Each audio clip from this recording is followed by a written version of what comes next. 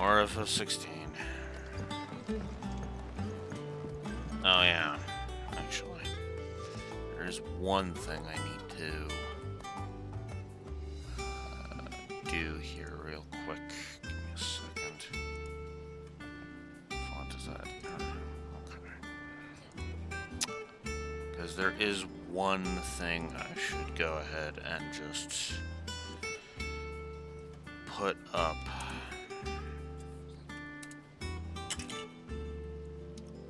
Which I have not put on my laptop yet. So we are going to fix that. Go ahead and we're going to fix that up, actually. I think 48 is good enough.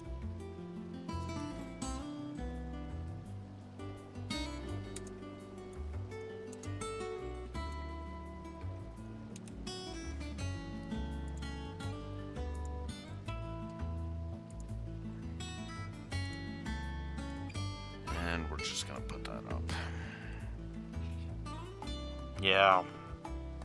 Yeah, this is a snippy wolf warning kind of day.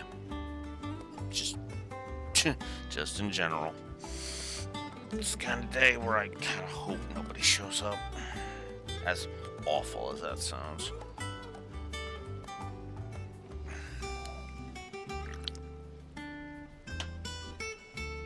All I'm gonna say is real life has been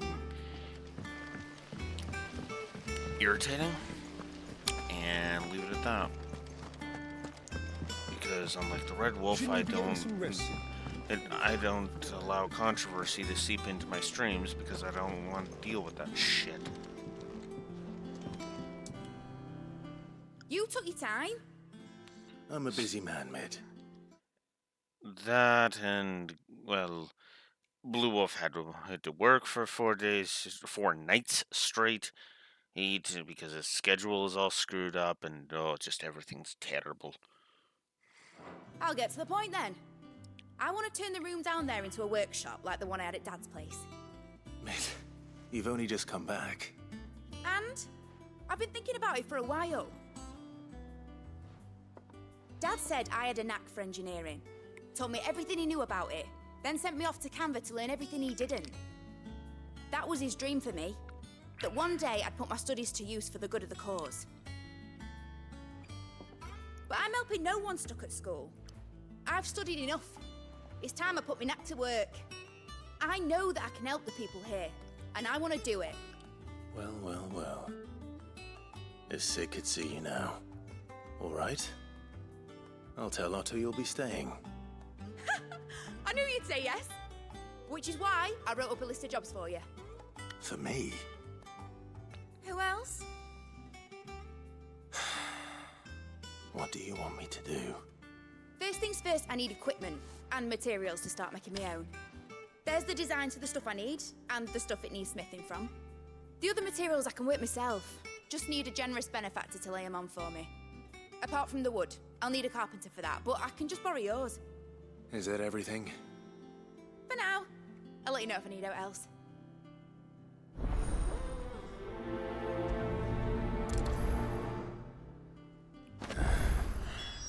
Where to start? Materials and tools. That means Karen and Blackthorn.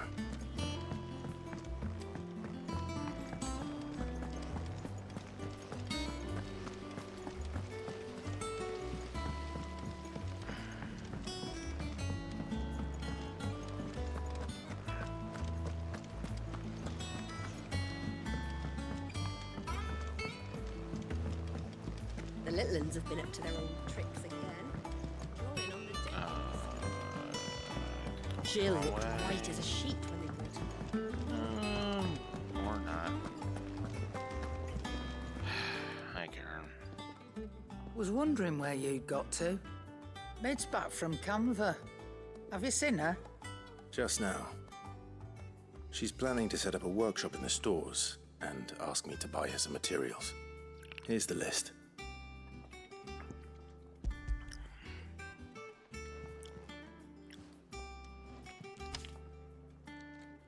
Think you can find everything on there? This lot. Wouldn't be much of a trader if I couldn't. Excellent. As for payment, It's paid 100 times over by what that girl's done for us. If it weren't for her filters, we'd have naught to drink but blight water. And Hey, Rexor.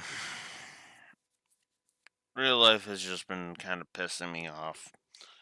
Other than that, and I'm still on this freaking game. But other than that, it's going alright. would have drained the life out of us long ago. indeed it would. I'll send the stuff on to Mid when it comes in. Thank you, Karen.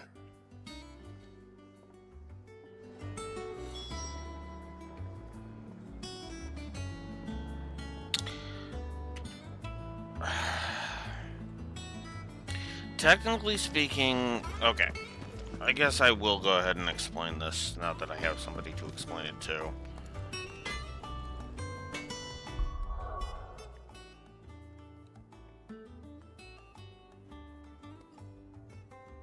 I have been stewing on something for the past 4 days, and I've been trying to find a way to not be a dick about it.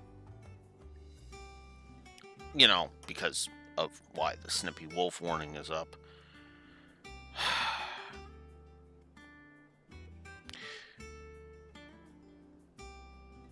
The harshest thing I can say about Final Fantasy XVI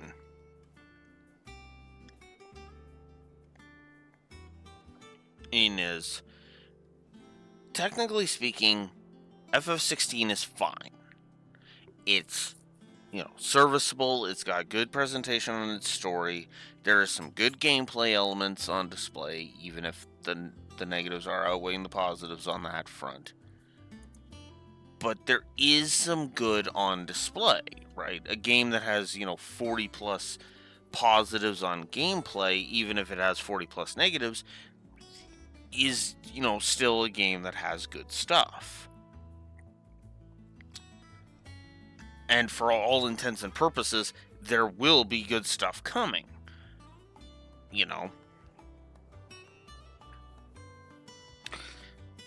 But it's one that I haven't been liking.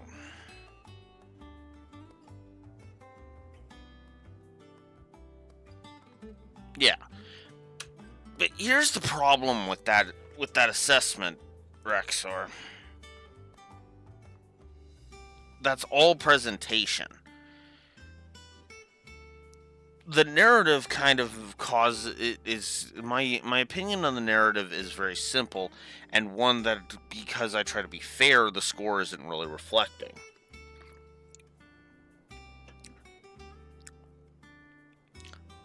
I hate this narrative. I actively hate this narrative. The presentation is fantastic, and I'm not going to shy away from saying that. The presentation has been phenomenal.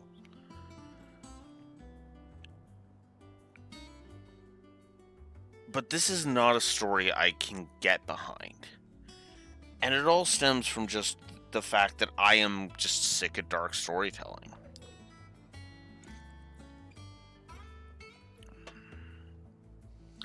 And I'll be honest with you, I might actually, now that I'm talking this out, I'm probably going to go ahead and do an addendum to my initial decision.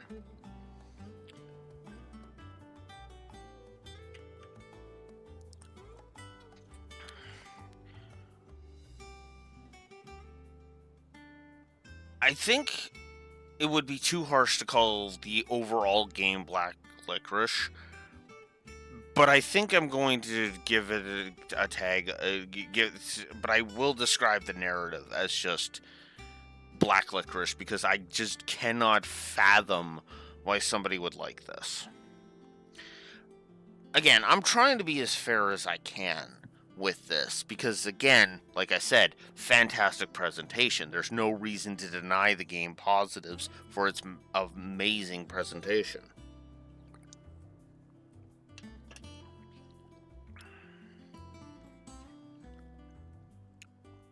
And admittedly, I am mostly neutral on the gameplay as well.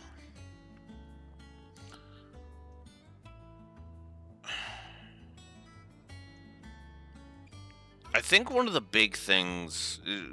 things that's making me go, when it comes to this game is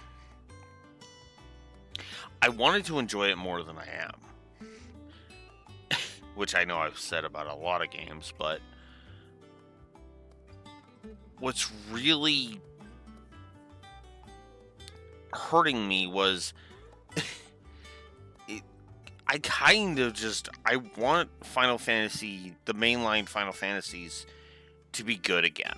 You know, I don't want the only good Final Fantasies to be remasters and spin-offs, right?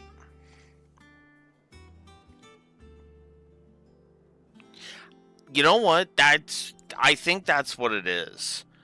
Final Fantasy, because of how much I used to adore Final Fantasy back in the day, 16 being a frustrating cesspit for me is probably just driving me up a wall.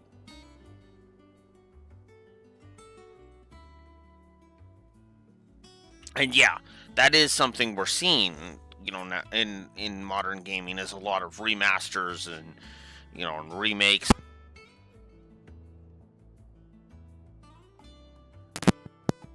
Plugging my headset.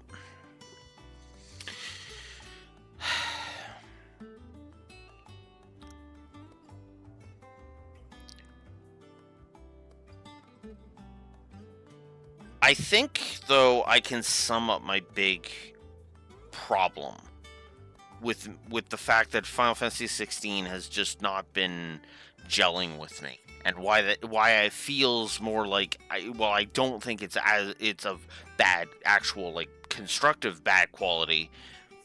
It is personally offending me. I have not liked a main. Why did my alert not sound? God damn it. Or, you know what? It probably did in... Okay, hang on. Whoops. That's why. Oops. Sorry. That is my bad. I am sorry. I had it loud.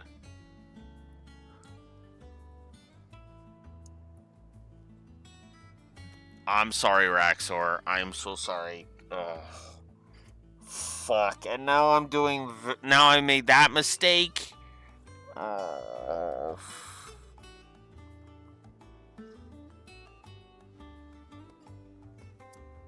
my fucking god.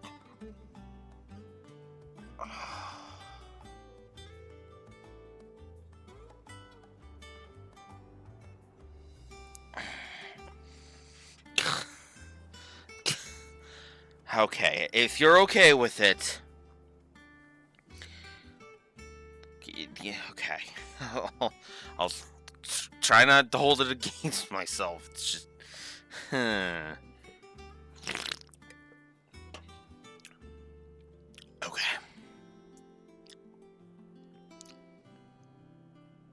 Words. Where was I? Okay, you know what? Let's deal with Neko's sub before, and then I'll figure out where I was. Thank you very much, Neko, for the sub. I don't want to assume, but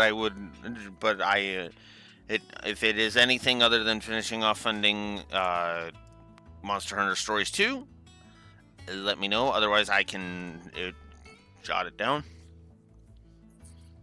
I guess it is Monster Hunter Stories 2 where you're putting that. I should phrase that better. Words. But regardless, thank you. Finishing up Stories 2. Okay, cool.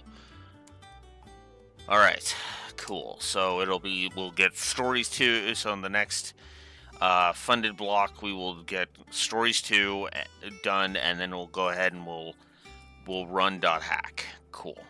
.hack GU. Cool. All right. Okay, where was I? Now the question is, where was I? Where am I?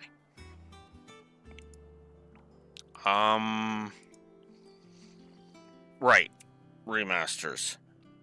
Right, the whole Final Fantasy thing.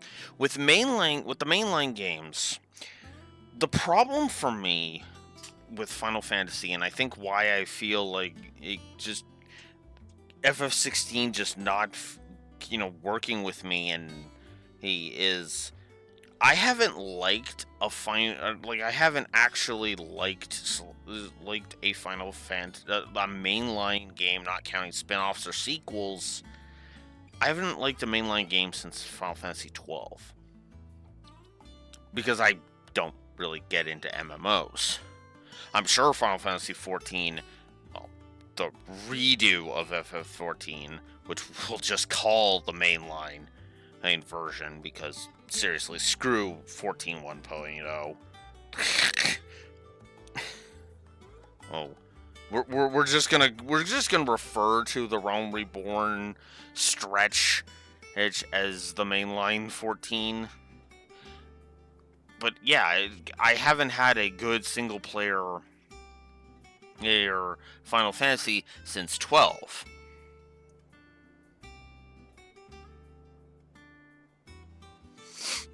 Yeah, because 11 was the other one. I have to agree with that, unfortunately.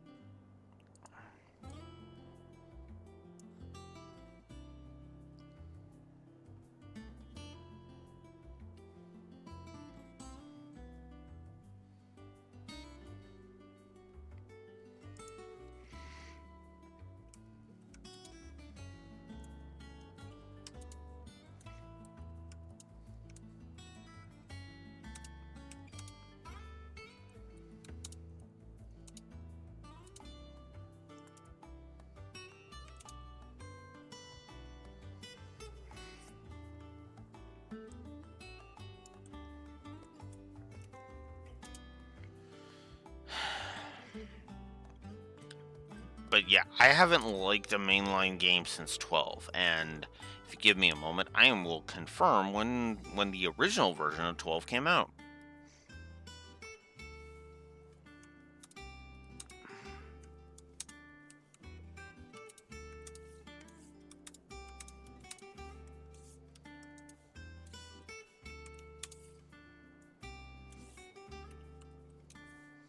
Okay, there we go. Got that locked in.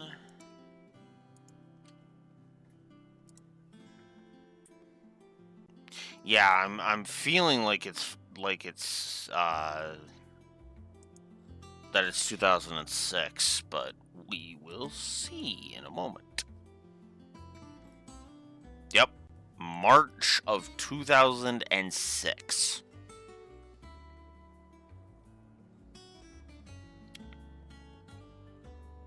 October, well, worldwide, the English version was October of 2006. 18 years.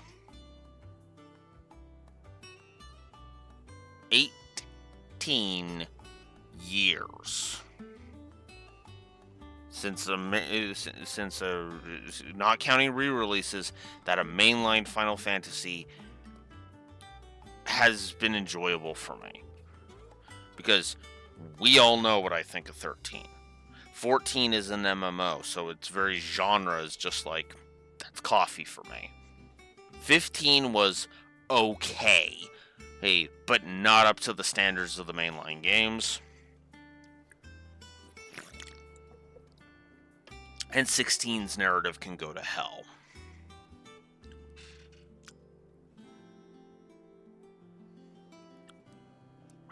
Yeah.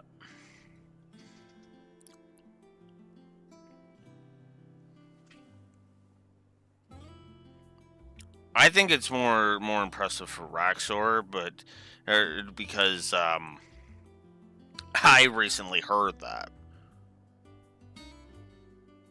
12 came out when you were 3.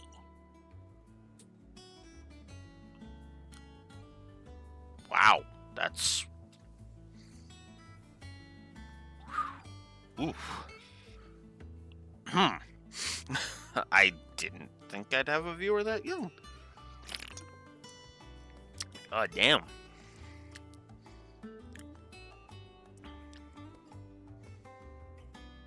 Yeah. Yeah, and I was admittedly thinking that all along those lines too. But we have been suffering. But the problem is we've been suffering bad mainline, either bad or MMO mainline games, or at least in my opinion, we've been suffering from bad mainline games. And I'm only going to count the English version. Since March of 2010. 22, that's wild. I kind of feel like an old fart now. I'm 35 myself. But yeah, no, we've been suffering what I would consider either subpar or flat out bad mainline games for 14 years. And none of the single player output has, in my opinion, has been that impressive. I know there's some people that say that 16's gameplay is actually really good. And I'm happy those people can enjoy it. I can enjoy this game. I can.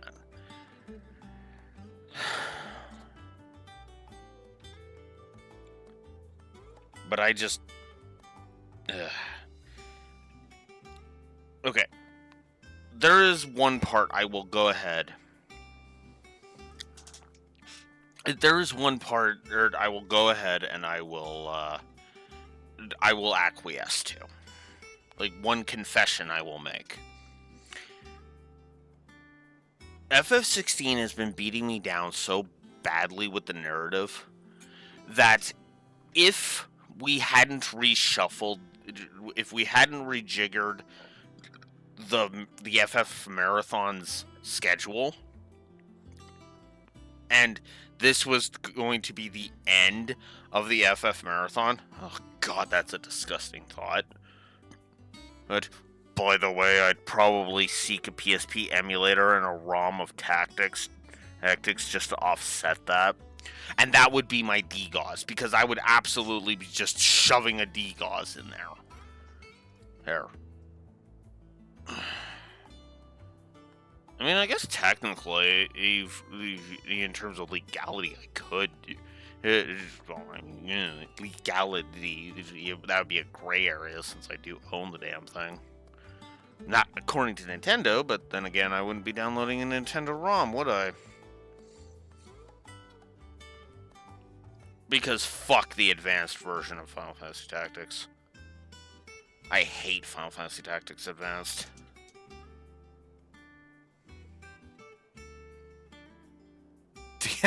Yeah. Oh, fuck. Don't even get me started on Ubisoft's bullshit.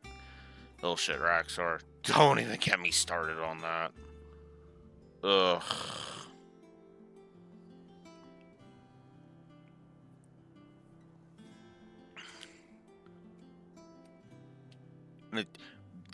You should prepare to not own your games in the future. Well, then prepare for us to not buy your games. It is that simple.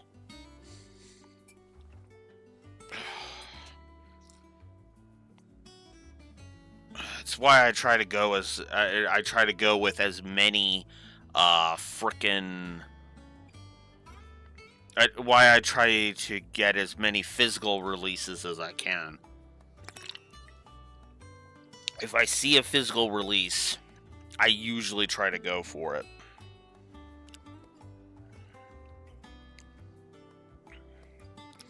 Yeah. And that's the other thing that pisses me off too.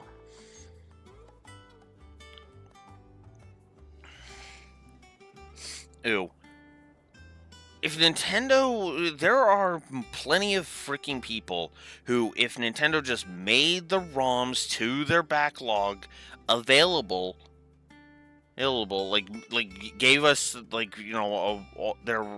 like actual let me buy the games I want so that I have them and I don't need a connection to your stupid online service, and I'll have them forever for when the NSO on Switch it finally shuts down.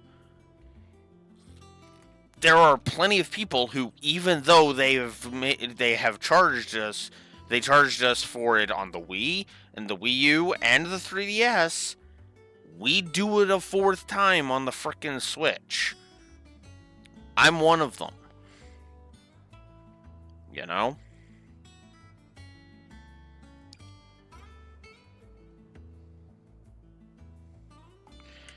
Which is just so stupid. Which to me is so stupid. Which I'm going to go ahead and say, if those emulators are on the Switch 2 or whatever they end up calling it, they have to just keep the same library at bare minimum.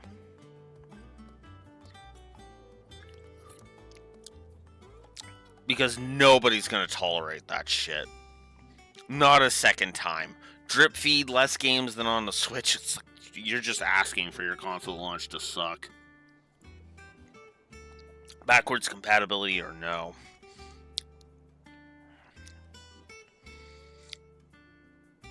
Which, annoyingly enough, there's like one and thing that I know Nintendo will never do, but I wish they would, and that is to make the Switch 2 effectively a DS, a DS console, basically. Or, at the very least, to have the Switch 2 have a accessory that acts acts as the DS's touchpad, and then start giving us emulations of the DS and 3DS games. They'll never do it. That's annoying as fuck. But a man can dream.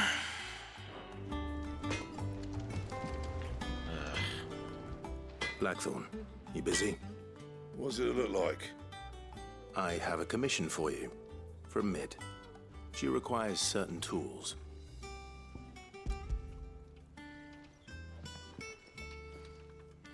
Do you think you can make them? Bloody hell. What's she planning to build with this stuff? An airship? I'll see what I can do. Tell her I'll bring them over when I'm done. My thanks.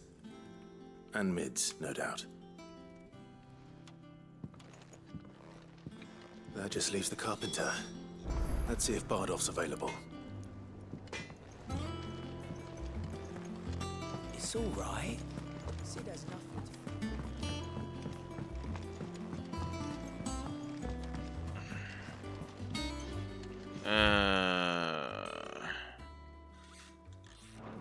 Okay.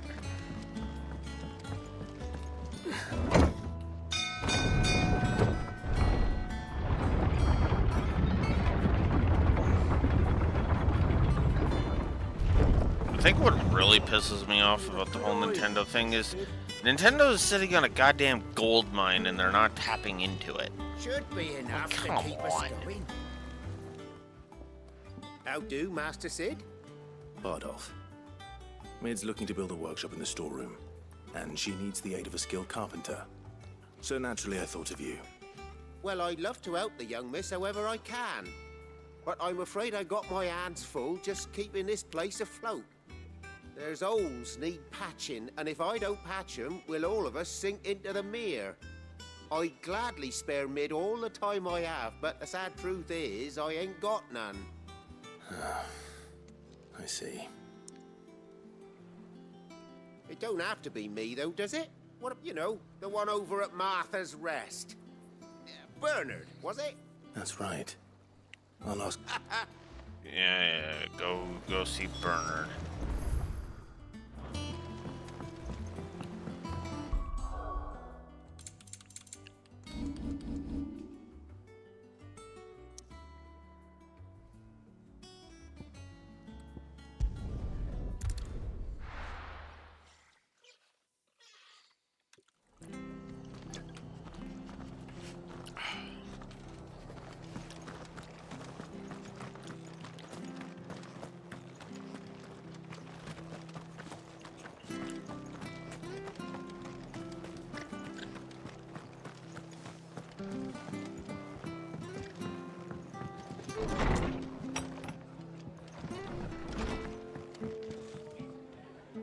Ah, Clive, what brings you to the rest? Our home finds itself in need of an extra carpenter. I wondered if I might be able to borrow Bernard for a short while. I don't mind if he don't. We're all friends here, aren't we? Thank you, Martha. Do you know where I might find him? He went up to Cressida on business. No idea what, mind. Place is a ruin. Far as I know, he's still there. I'll look for him there then.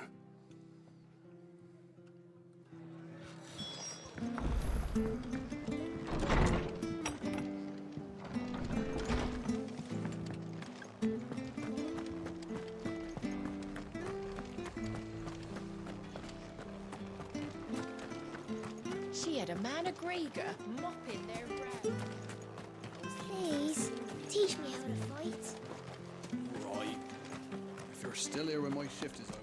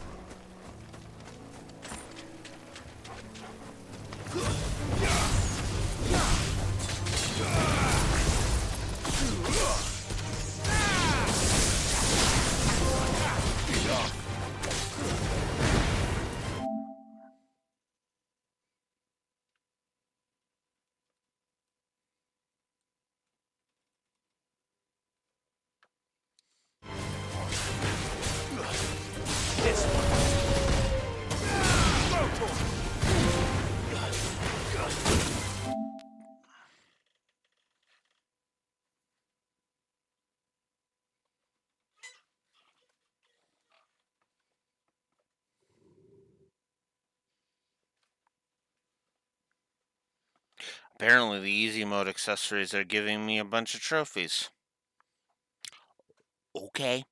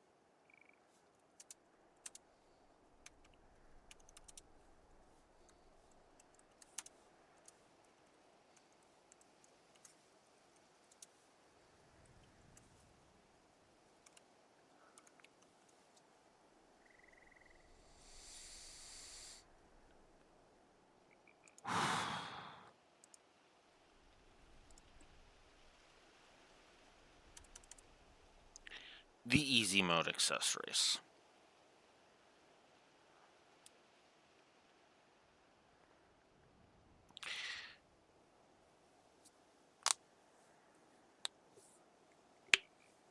Beej and I talked about during Stranger of Paradise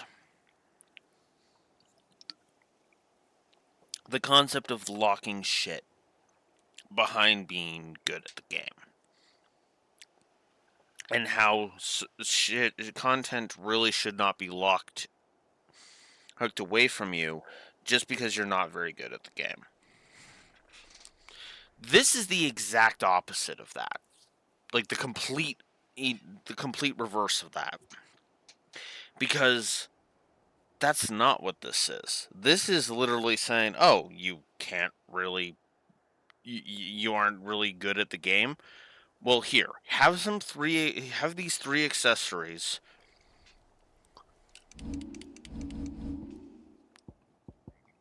Have these accessories that are basically just like really, really good. Have these rings that there's 4 of them actually. Have these 4 or 5. Have this set of rings that effectively modify the way the game plays to effectively generate an easy mode, right?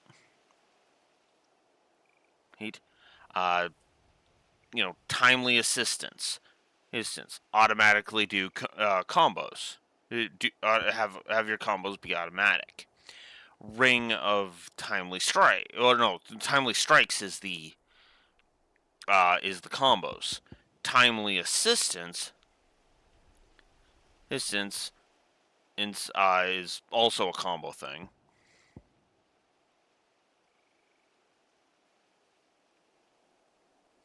And the commands are executed automatically for Torgal's actions. Badge of Metal, no, never mind. Ring of Timely Focus, allowing time to slow down to make evasion better. Timely Evasion, make dodging automatic, right? And then Timely Healing is basically the auto potion ability. That's good. That's good design. And it's worthy of praise.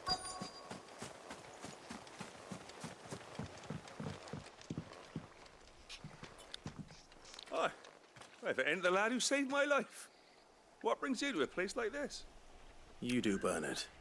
Martha said I might find you here. I have a proposition for you. Oh, do you now?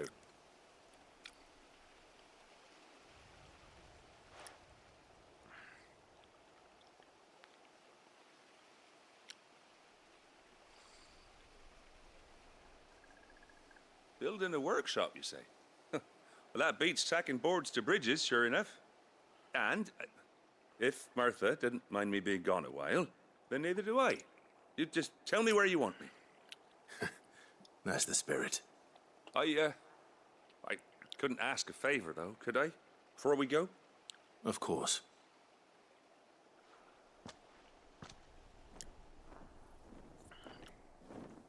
Well, that there is Cressida, where I grew up. Ain't much left of it now, though. Except my parents' graves. But I came up here hoping to visit. I even patched up the bridge to get across. Only to find the place crawling with fiends. But you're a dab hand when it comes to dealing with beasts and bogles, ain't you? Any chance you could, It's the least I can do. Yeah. Thank you kindly. And take care.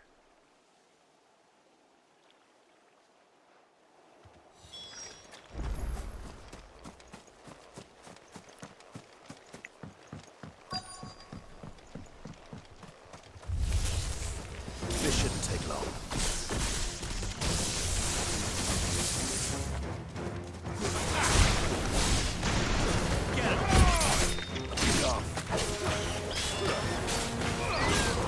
Over here!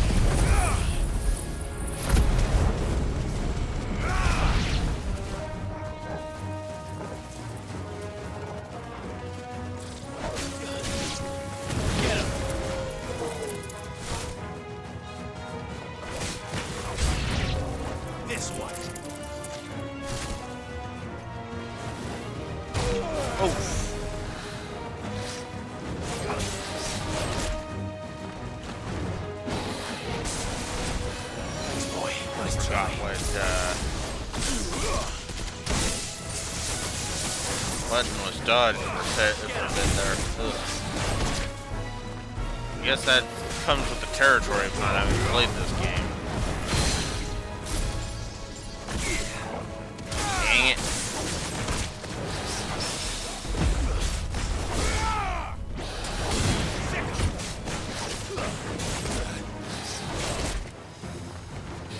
Just get staggered already.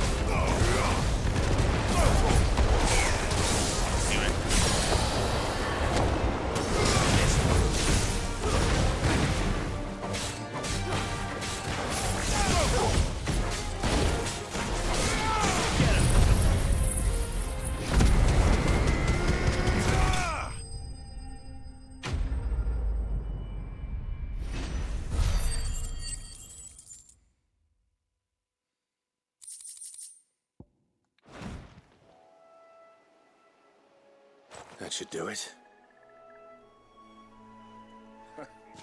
You made short work of that lot. Thank you, son. Now my folks can rest in peace once more. How long is it since the village was abandoned? Oh, people started packing their things after the duchy fell. Between the Blight and the Imperials, you just couldn't make ends meet. Must be nigh on a decade since the last wagon left. Though it may as well have been a century, looking at the place. This isn't the Cressida I remember. I'm sorry.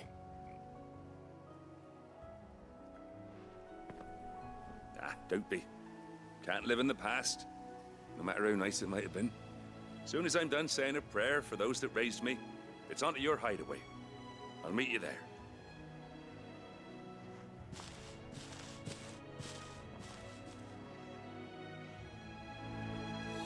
That should take care of Mid's little list. Better head back before she thinks anything else. Yeah, that'd probably be for the best. All right, Clive, you've all done then? I am.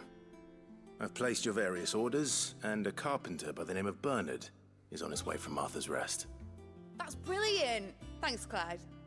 Is there anything else you need? Nope. Blackthorn and Lady Karen have already sent over everything I asked for, and I've got all my plans drawn up. So as soon as Bernard gets here, we can get to work. I can't wait.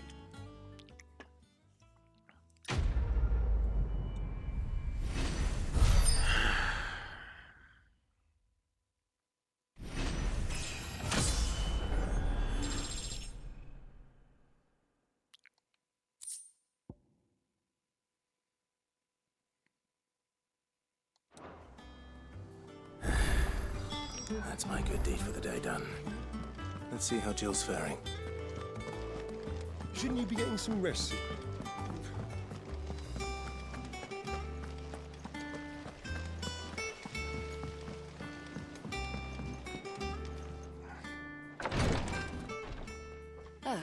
Clive.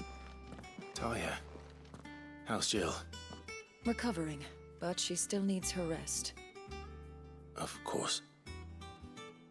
Take good care of her, won't you? I'll do my best. Oh, Gav was looking for you. He said he had something to show you in the shelves. The shelves? Oh, that's right. He went to ask Harpocrates about Torgor. He must have found something.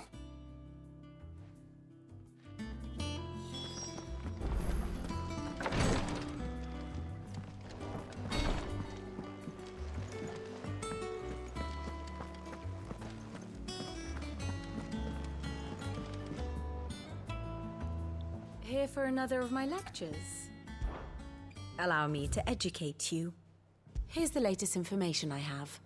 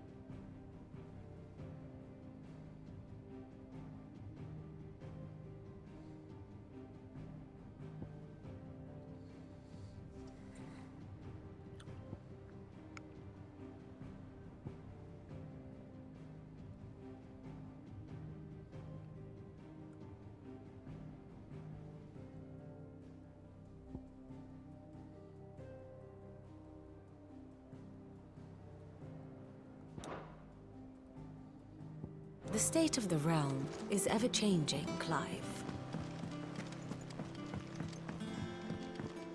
Yeah, let's file that under no shit, Sherlock. Welcome back, Ignako. Jill looked white as a sheet.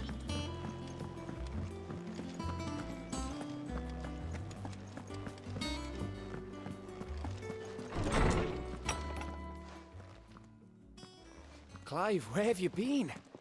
I've been wanting to ask you something about Torgal. Where did you get him, like, in the first place? My father brought him back from one of his expeditions into the Northern Territories. They were crossing a snowfield when they heard his cries, and seeing no sign of his pack, they took him in. What do you reckon, Tomes? It certainly adds weight to the theory. Clive, I believe that Torgal may be no mere hound, but a rare frostwolf, an animal native to the far northern reaches of Valisthea. In one of our oldest bestiaries, I found reference to a frostwolf who served as guardian to an ancient queen of the north. Such was his mastery over ether, he could cast magics on command. His name was Fenrir. Fenrir the Frostwolf.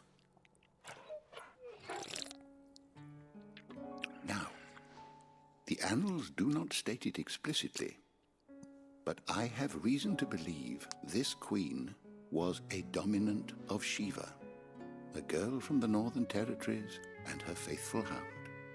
One awakens as the dominant of Shiva, and the other?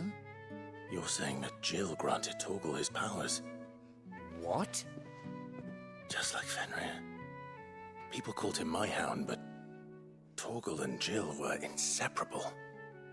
He grew up as a faithful companion to the dominant of Shiva, and years later, his powers awakened, just when his master needed him the most. You're right. If it weren't for Torgal blasting those bastards to Kingdom Come, Jill would have been for it. Quite. Though Torgal's power is his own, his latent birthright as a frostwolf. It had only to be unlocked. Oh, get you, Torgal! You're an even finer hound than we thought. And regarding your original concern, you need not fear for Torgal's health. Why, the beast has the appetite of a behemoth. Just this very morn, I found him with his nose buried in my nuts.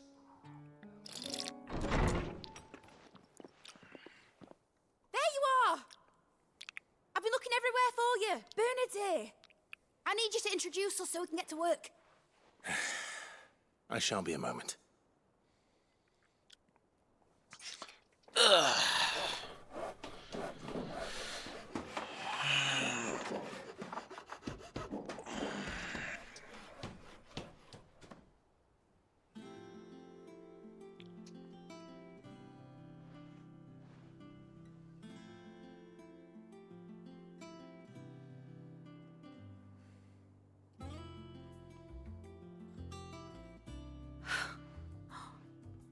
Isn't it brilliant?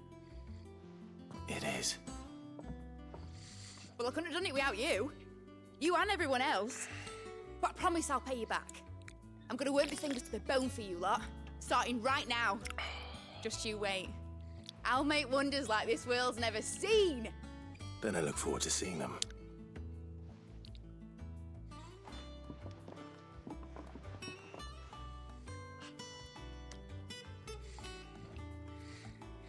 Now that that's settled, I wonder if Vivian's made any progress tracking down Kupka.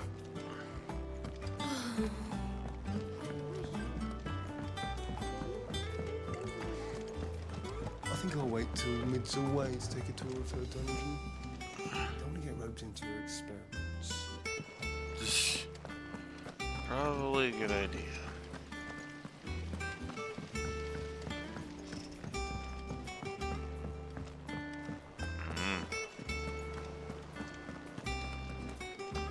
We're definitely having a bit of a weird winter here. Most we've had is a bit of frost. That's because of rain, after some rain.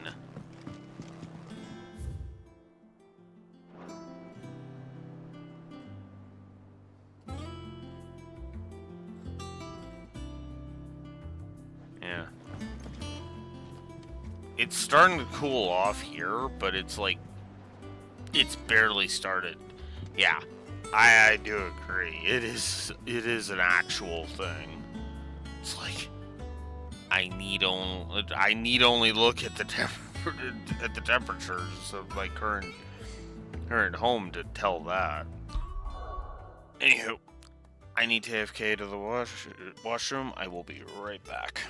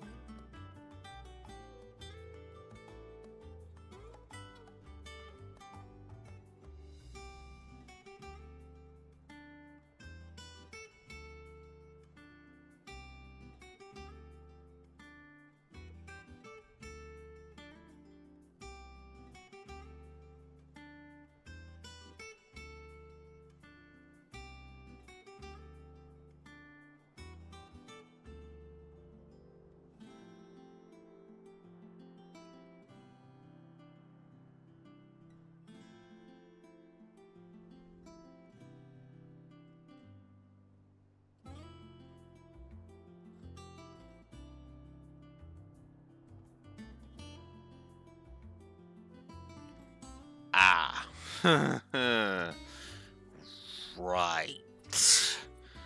Hey, yeah, you live in Florida there. How goes the hunt for Kupka? Largely in circles. We have myriad sightings of strange soldiers in unexpected places, but nothing definitive as yet. If only we knew for certain by what route he left Rosalith. Well, keep at it. If anyone can piece this puzzle together, it's you. And I'm willing to wait as long as it takes.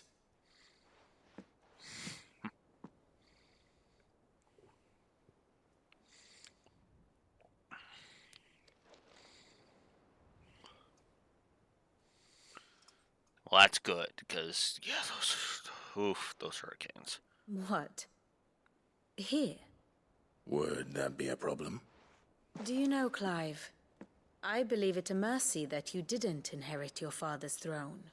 Your poor people would surely live in fear of you. You have nothing to worry about on that front. I won't be claiming his crown. That is a relief. Clive, have you got a minute? We, have a guest. A guest? Interesting.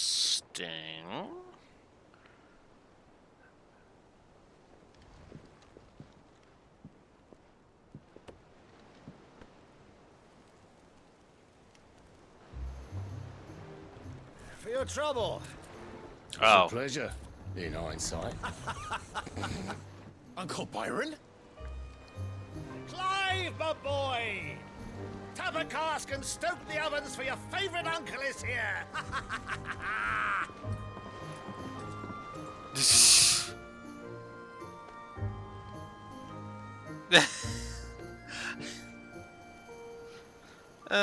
One of the few other characters that I've actually liked.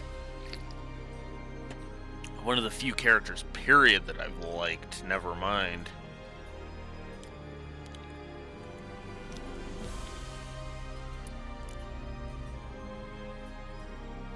The Dalmekian government sues for peace. How shall we respond? If they're willing to accept their fault in the matter, I see no reason to refuse them. Still, we must insist on substantial reparations. Twinside stores are not as bottomless as reported. Aye, and we have many more mouths to feed. We shall just have to have the Dalmecs empty their treasuries for us.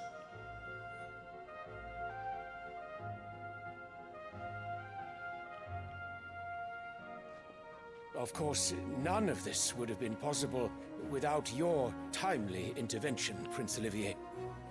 Indeed, I doubt any of us would have had the courage to trade words with the mighty Titan, nor less the wit to win him over. The Empire owes you a great debt. May the blessing of the crystals go with you, Your Highness. May the blessing of the crystals go with you. Very good.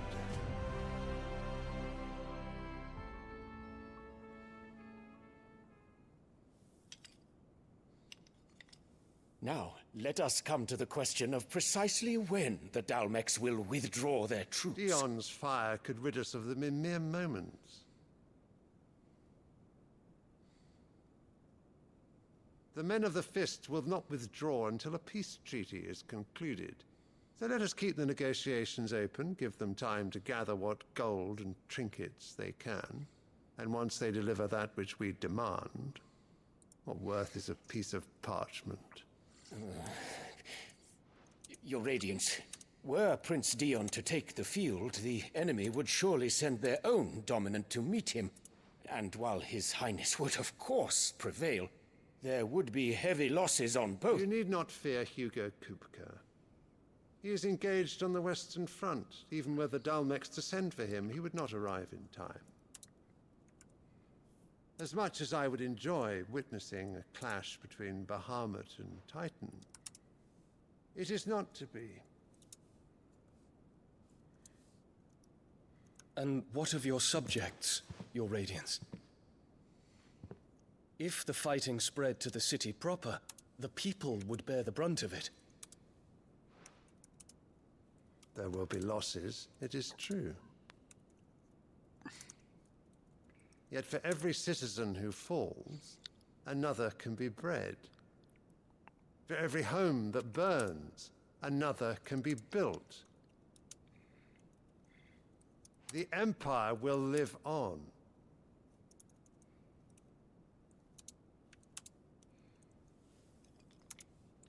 Dion? Yes, sire.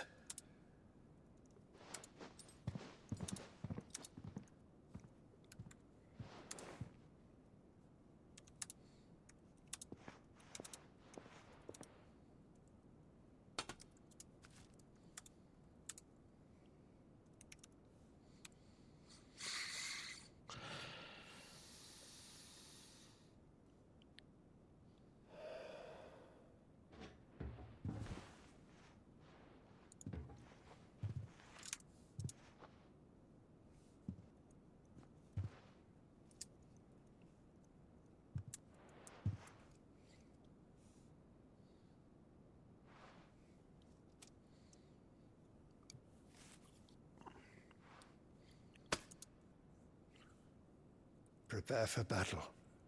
But sire... Do not make me repeat myself. Return to your camp and await my orders.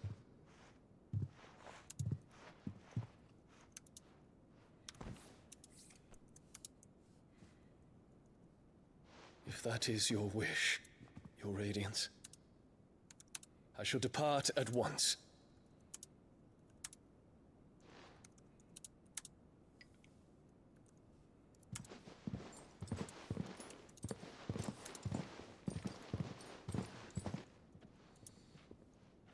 May Gregor forgive you.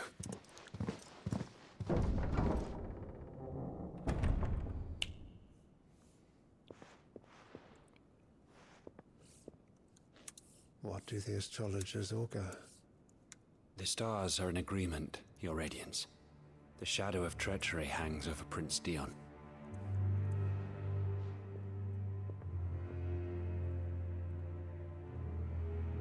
So Annabella's tales were true. You disappoint me, Dion.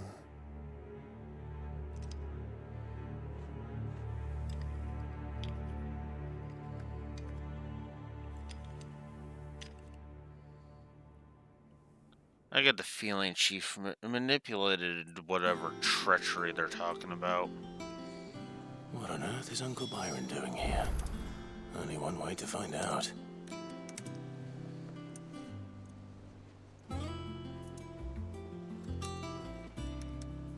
Yeah, we'll get to that in a moment, Clive.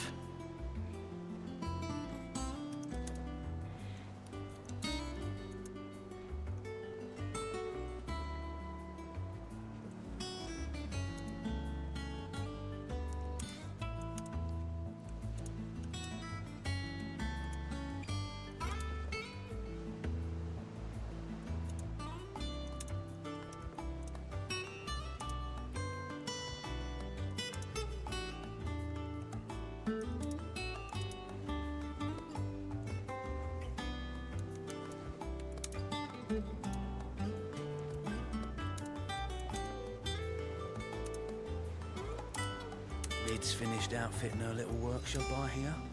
With a little help from Sid, of course. Of course. Our new leader's no better at resisting her wheedling than the old one was.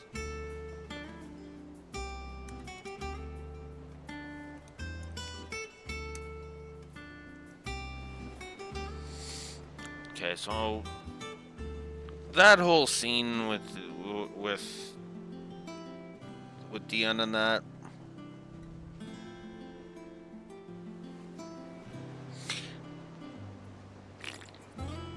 I'll address Raxor's point in a moment, but for now, let's throw a couple of positives on the board. I think, thinking on it, I should go ahead and give Jill her positive now, and let's go ahead and give Torgal his third. Because, I mean, the whole Fenrir thing is just awesome. And to be honest with you, while I disagree with the lore runner about Jill being effectively the Penelo of FF16 for the first 30 hours, I disagree with that completely, because I felt like she was a good counterpoint to Clive's character, and I kind of liked it, and I kind of liked her for that.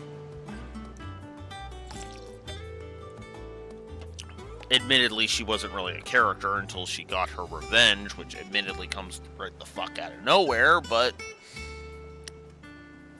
yeah.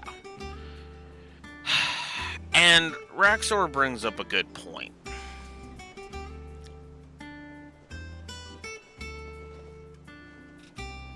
It brings up a good point. And it is the exact point I have been taking away from this.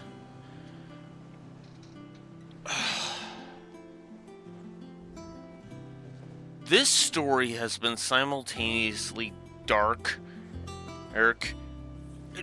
and edgy, while at the same time also going darker and edgier in equal measure. And I think the mix of the two is what I'm having trouble with. Let me try and explain this.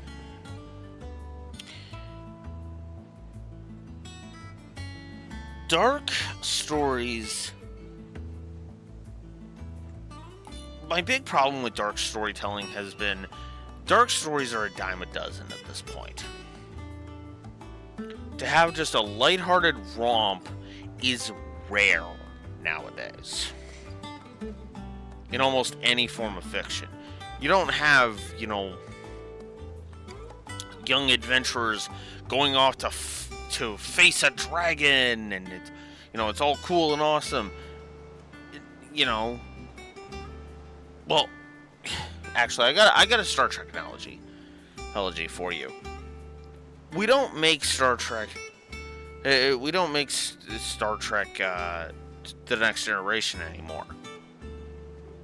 All they make now is Star Trek Picard, which is one of the most cynical, dark and cynical as fuck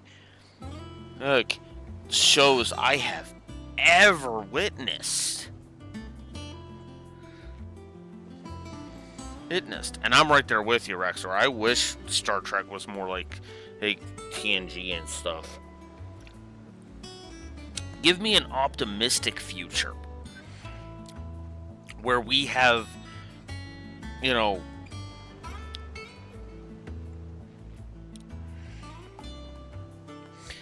yeah. Season 1 of Picard was Season 1 of Picard, and that's all I'm going to say about that. And that's part of what I don't like about New Trek, if I'm honest. It feels like it's wanting to be in that darker and edgier Our new leaders know better at mindset wheedling than the old of modern storytelling. Everything's got to be dark. The problem for me is that at this point, the contrast would work so much better to not have it be dark and edgy. To give me a lighthearted adventure of just heroes sticking up for the downtrodden. And the people being thankful for that. Instead of, this garbage,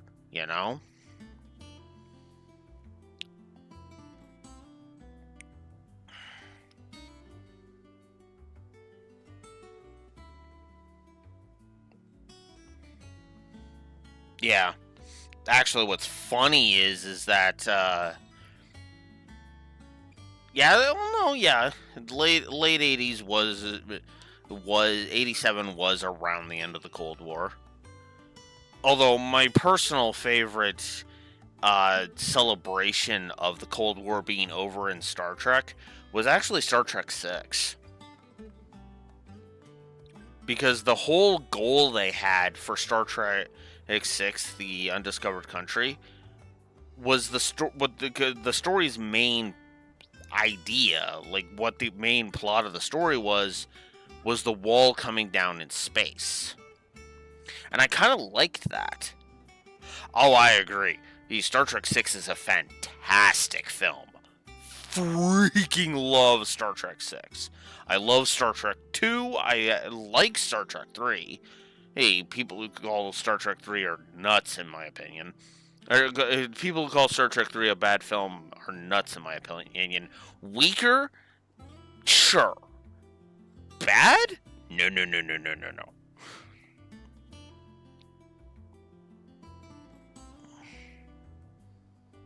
Yeah. I'm neutral on motion picture. I'll go ahead and I'll say that. I am very neutral on motion picture. The moments I like, and then there's other crap that I just kind of look at and go, okay then. And you know, there is a lot to like in motion picture. I won't argue that. There is some good stuff in motion picture.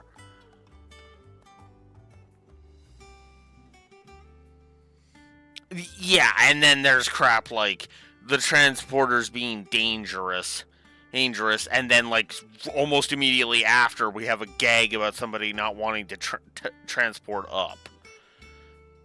I just there's elements I like about Star Trek about motion picture, and then there's elements that I'm just like, eh. And then there's elements where I'm of two minds, like Kirk's constant dick measuring contest with Decker, you know.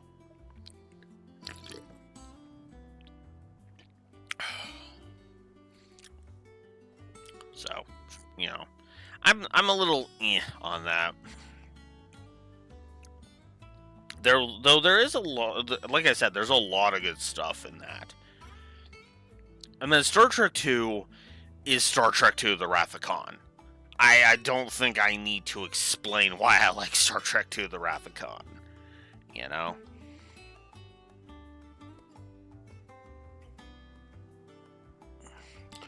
Ooh. Okay. I'll get to Insurrection, but I totally agree with 7 and 10 being terrible. I hate Generations, and I actually have a pretty petty reason for hating 7. I have a very petty reason for hating 7, and you could probably guess what that is. But, yeah, and then 10 is just, oh god, I hate Star Trek Nemesis so much. I hate Star Trek Nemesis so much, and the older I get,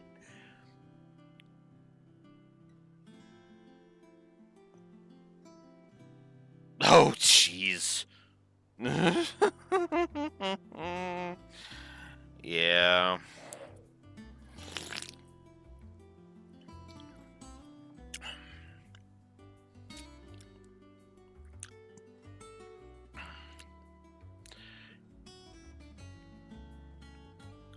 But yeah.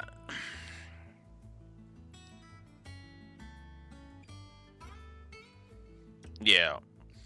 Oh, although they could do worse, Raxar.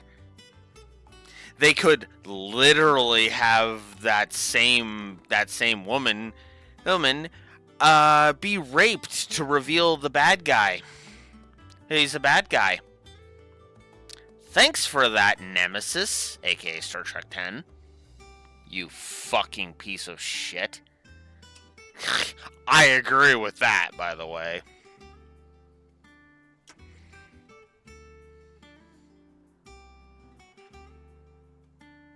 Sorry, Rex, but I fucking hate that movie. I really fucking hate that movie. Oh god. Oh god. Ooh. Yeah. Oh yeah. I agree with that. Oh, I know. I would buy the hell out of a DS9 Blu-ray set. I would buy the hell out of that. DS9 has got a lot of surprisingly good episodes in it. But yeah, but I suppose, but before I get into that, let's go through the other movies. Search for Spock, Star Trek 3. I liked Star Trek 3. I thought Star Trek 3 was good. It had some weak points, obviously, but Christopher Lloyd as Krug, as the Klingon villain Krug, oh man, I was like, dang. Which is funny because Christopher Lloyd also was Xehanort in Kingdom Hearts, was one of the voices of Xehanort in Kingdom Hearts 3. Because they kept having to change the voice because they kept running into issues because of voice actors passing. They had Leonard Nimoy, and then Leonard Nimoy passed away between Dream Drop Distance and 3. Okay, we'll get Rutger Hauer. Rutger Hauer sadly passed away, so then they had to switch it to Christopher Lloyd.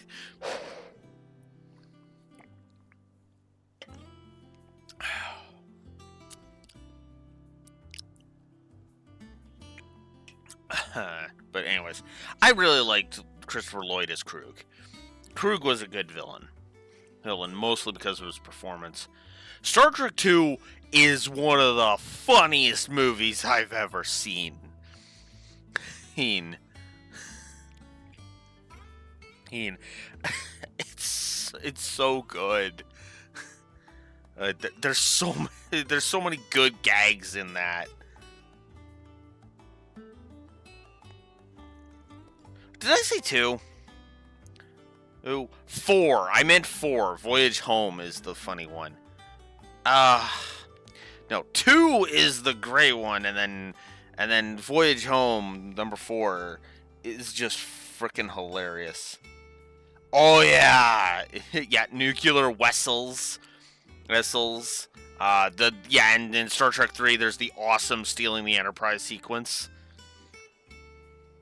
Yeah, hello computer. Love that. But one of my favorite like gags that nobody talks about is when Dr. McCoy, when they're going through the hospital to rescue Chekhov, and Dr. McCoy just can't help himself. He uses a little bit of what little equipment he's got in his handbag to cure a woman of her illness because he's so exasperated by 20th century medicine.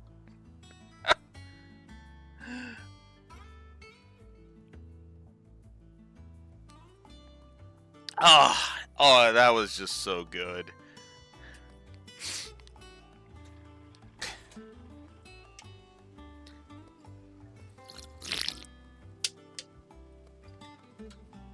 Although, I think my favorite gag in all of Star Trek 4 is when the, I forget her name, but like, the whale biologist, lady is talking with Kirk, and she's like, let me guess, you're from outer space. Hey, and Kirk is just like, no, I'm from Iowa. I only work in outer space. I love that. It's so silly that it's just like, okay, that's actually kind of funny. Oh, it was so good. Oh.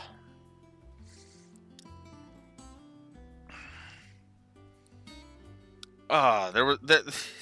Star Trek 4 really was well timed. I'm gonna go ahead and say this: Star Trek 4 was well timed comedy. It was absolutely well timed comedy because Star Trek 4 came out around what was the name of that tragedy? There was a space shuttle tragedy that happened right around when Star Trek 4 came out, and I forget the name of the shuttle. And it was just like, and that's why I say it was perfectly timed comedy, because a lighthearted romp about life in space was exactly what the public needed at that point. So,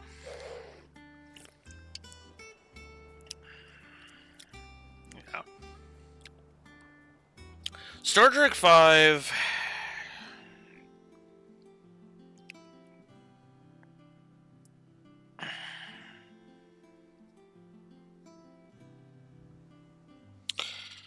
I like Star Trek 5 more than I probably should, but I will acknowledge it is a terrible movie.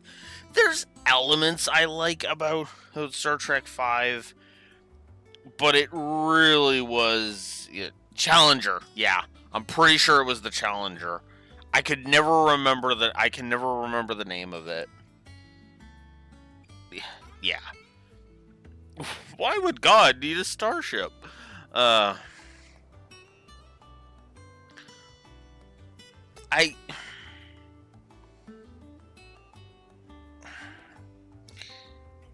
I don't know. I just there's a lot of like just stupid crap in Star Trek 5. And it just ugh.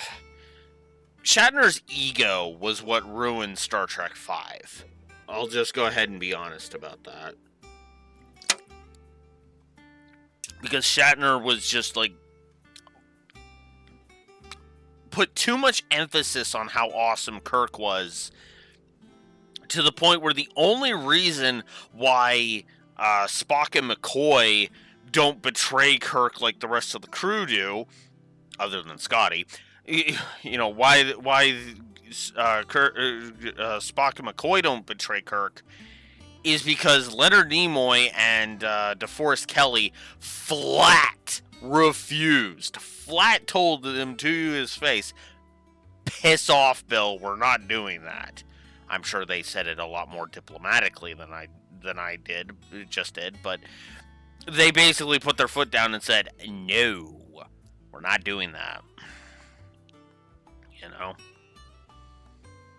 And then Star Trek 6 was just damn awesome. See, now, actually, Star Trek 6 is probably the most relevant because Star Trek 6 is a dark story, and yet it's still optimistic because you're fighting through the darkness to get to a brighter end point. There is a light at the end of the tunnel. There is hope. It's actually really, really good. Although, I will say it kind of helps that Star Trek 6 is effectively the movie that shows how the Federation Klingon Empire alliance got started. That we know is a thing in the TNG era, because we literally start the first season of TNG with Michael Dorn playing a Klingon on the Enterprise in a Starfleet uniform. By the way, I'm going to go ahead and say it. In both Star Trek TNG and DS9, Worf is my favorite character.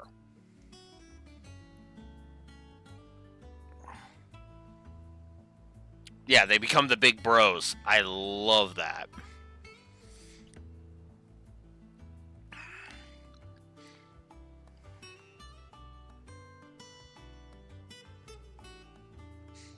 Oh, that is such a good episode. I love that episode. Dude. My favorite bit in that whole episode is the final speech, each from Garrick. That's why you came to me, isn't it, Captain? Because you knew that I could do those things that you weren't capable of doing. And it worked. And you'll get what you want. A war between the Romulans and the Dominion. And if your conscience is bothering you, you should soothe it with the knowledge that you may have just saved the entire Alpha Quadrant, and all it cost was the life of one Romulan senator, one criminal, and the self-respect of one Starfleet officer. I don't know about you, but I'd call that a bargain. And yes, I have watched that scene so many times I have it memorized. so good. Uh,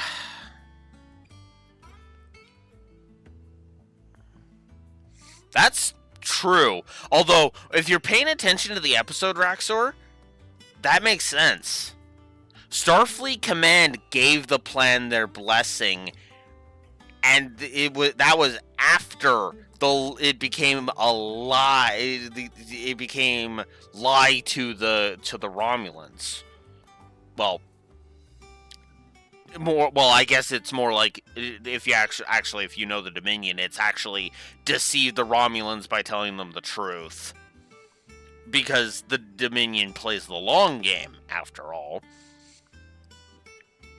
and they were eventually going to conquer Romulus.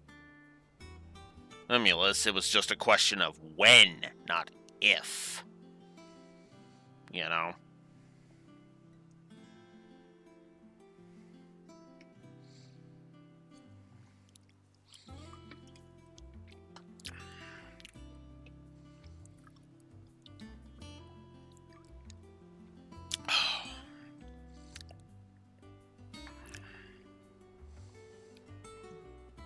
Oh, while we're on the actually, you know what's funny? Another good example of dark storytelling that isn't bad.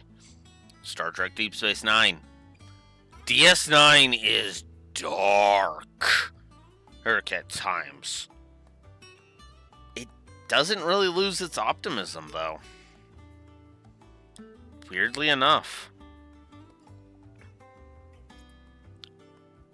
It was costly, but it was still a victory, you know?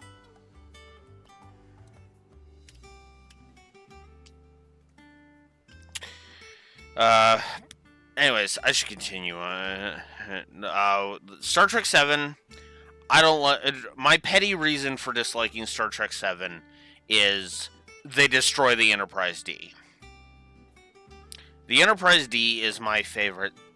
is my personal favorite Enterprise. I am very fond of the D.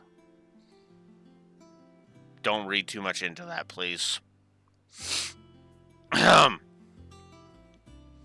Anyways.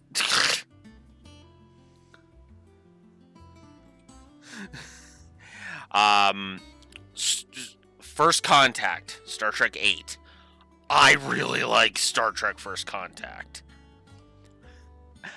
Oh, man. I know that it kind of... There's a lot of things about Star Trek 8 that are kind of logical... kind of logical weirdness and whatnot, but... I honestly just kind of really like First Contact. There's just something appealing about it.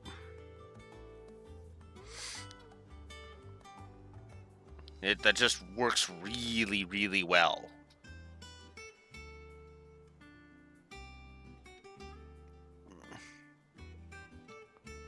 Oh, yeah. And it actually makes... And it has one of my favorite one of my favorite rage moments, too. And it's, of course, the I will make them pay for what they've done bit. The line must be drawn here, and I will not sacrifice the Enterprise. We've made too many compromises already, too many retreats. They invade our space, and we fall back. Heck, they assimilate entire worlds, and we fall back. Not again. The line must be drawn here, this far and no further, and I will make them pay for what they've done. I do think it should have been Beverly in that scene. I am of the mind that it should have been Beverly in that scene instead of, Lily, but I understand why they went with Lily.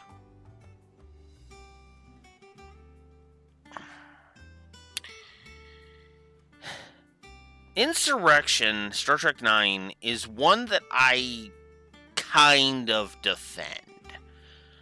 not to any, like, large-scale degree. I'm not someone who will stalwartly defend Star Trek 9. I'll go ahead and say I didn't think Star Trek 9 was bad. I thought Star Trek 9 was okay. But, yeah, that is its big problem. It's forgettable. And it's...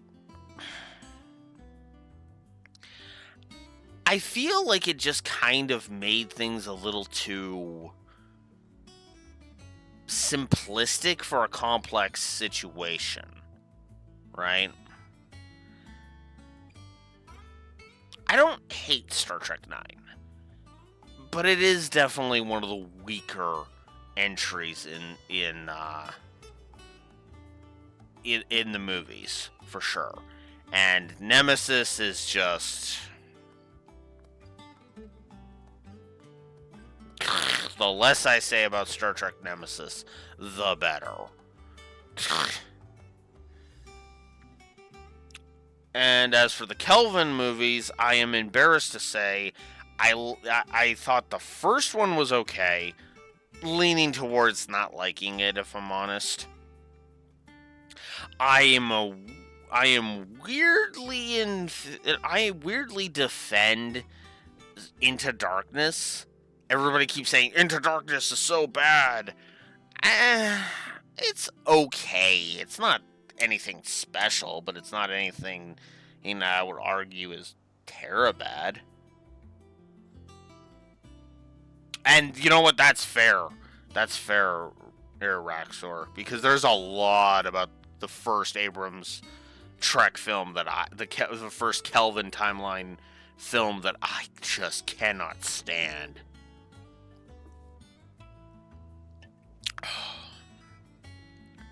And I'm not a fan. Okay, I can kind of get over the whole Uhura and Spock hooking up thing. What I can't get over is how much of an asshole they turned Kirk into. The Chris Pine Kirk is... Oh... There was okay. So, fun fact. There is a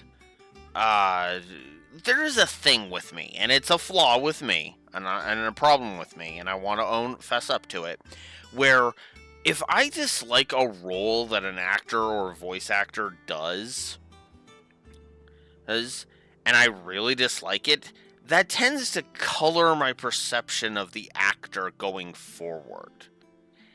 And that was Chris Pine after portraying Kirk. Because I just felt he was kind of a dick in that first movie. And that kind of colored my perception of Chris Pine as an actor for years after that.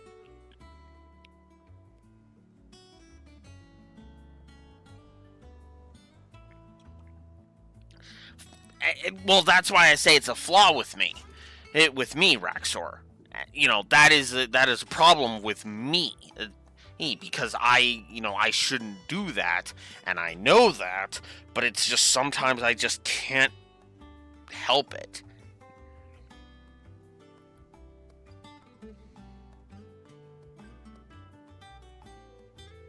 Yeah, that's true. But I think in that case, Raxor, I've got other characters that I can put Cassandra Lee Morris's voice onto, and then instantaneously any dislike for Morgana is just stuck on the character, not on the actress. All I need to do to have Cassandra Lee Morris not piss me off is Fee. Just remember Fee, and then bam, I'm good.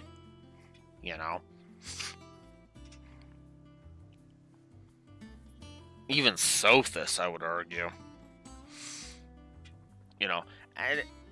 But yeah, with Chris Pine, it took forever for me to get over that hang up I had. But the irony was the movie that actually allowed me to finally break that whole thing with Chris Pine.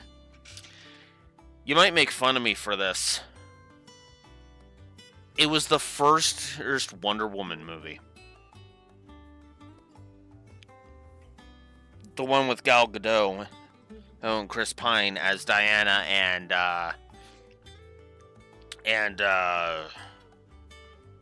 Steve Trevor, I want to say. Yeah. Oh, I recommend the first Wonder Woman movie. I really do. There is, I can even name the scene where I started taking his acting seriously, because I was just kind of like, Chris Pine, okay, yeah. But then there was a scene where Steve lies to his superior, and then he leaves. You know, yes, we'll obey your incredibly stupid order, boss. Okay, cool. Well, we're gonna go. Oh, and Diana is just like, what are you doing? This is intolerable. Well, Steve goes up, wraps the lasso of truth around him, which was previously shown to actually affect him. He wrapped it around his arm, and it's like, we're actually going to go on this dangerous mission. We're going to die. And then he just takes it off because it's like, okay, that's enough. It's such a brilliant move because he just swiftly just goes over, wraps her magic lasso around his arm. Herman's like, okay, no, you will know that I'm speaking the truth right now because this thing will make me tell the truth, even more so than I want to. And that was the moment I liked him. I started liking, just liking Chris Pine's character in there. That was a surprisingly good movie. I was not expecting to enjoy that movie as much as I did, and I did. Then again, and that wouldn't be the last time I would say, wow, this was actually way better than I thought. The live-action Sonic films. Yes, I am absolutely seeing Sonic 3, by the way. With John Wick as Shadow the Hedgehog.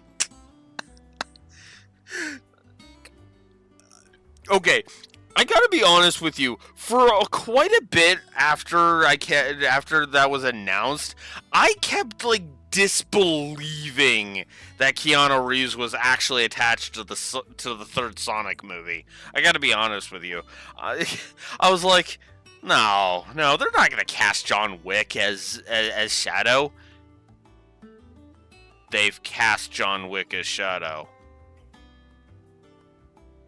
Huh. Huh.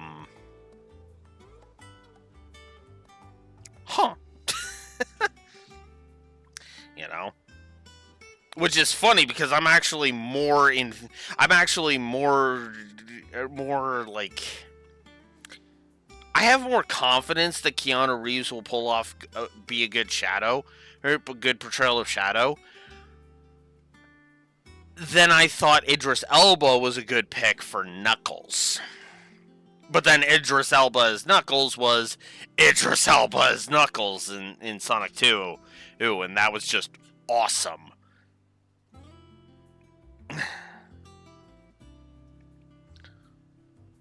Then again, actually what's funny is that Keanu Reeves actually broke the trend of that for me. Because with the first Sonic movie, I was like, oh, that's going to be crap, and Jim Carrey's just going to be Jim Carrey. Ari is Dr. Robotnik. There's not going to be anything that's Robotnik about Jim Carrey's performance. No. Jim Carrey's performance as Robotnik has been substantially good. And I gotta be honest with you. I love that they got that he agreed to come back for Sonic 3. Because keep in mind, this was at a point. We were at a point where Jim Carrey, basically, you have to sell Jim Carrey on your script to get him into your movie now. And I was just like, oh man, that's gonna suck if Jim Carrey doesn't come back as Robotnik. Nick. No, he came back. Which is funny because in Sonic 2, in the second Sonic movie, they actually set up an out in case Jim Carrey didn't want to come back. Heck, they literally had the perfect setup if they couldn't get Jim Carrey back. But they did, and he's going to be awesome. So surprisingly good, those films. Like, the first one was just kind of like, I was kind of thinking, this'll be... No, it was actually really, really good. Good. Sonic's existential crisis when he realizes he's alone. And that causes Robotnik to get on his tail. Damn. That's good. That was good. Then everything to do with the second movie, that was just awesome. And then this third one, of course, is going to be Shadow, voiced by Keanu Reeves, which is just... Sorry, I'm a little excited for Sonic 3. I'm not going to lie about that.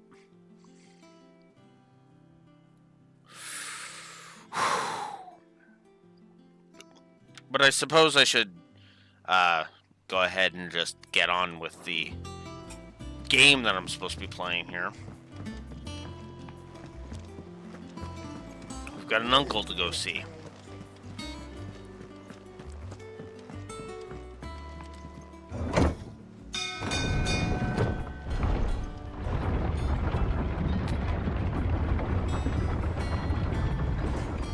Yeah, that reminds me, I'm gonna have to watch Advent Children to do a video on it soon.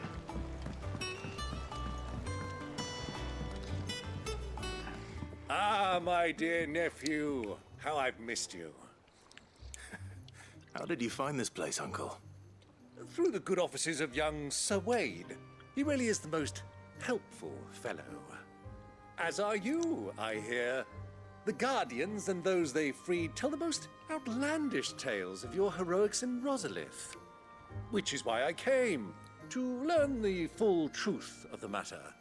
Sort the fact from the fiction, so to speak. You were working with the Guardians of the Flame to evacuate the people of Rosalith to Port Isolde. I was, aye. Then I have questions for you. Please, come inside, Uncle. Gladly. You there? There are 2,000 gold talents in those chests. See that they're added to my nephew's coffers, would you? 2,000?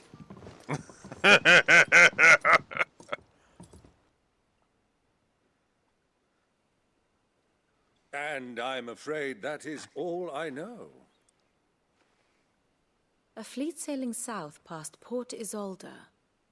Most intriguing. Forgive me for not being able to tell you more. I hadn't the faintest idea Kopko withdrew wounded from Rosalith. Still less that my own nephew dealt the decisive blow. What do you think, Vivian? I think, with this news of the Dhalmekian fleet and recent reports of the Royalists' movements, that the final piece of the puzzle has fallen into place. Come here and I'll show you.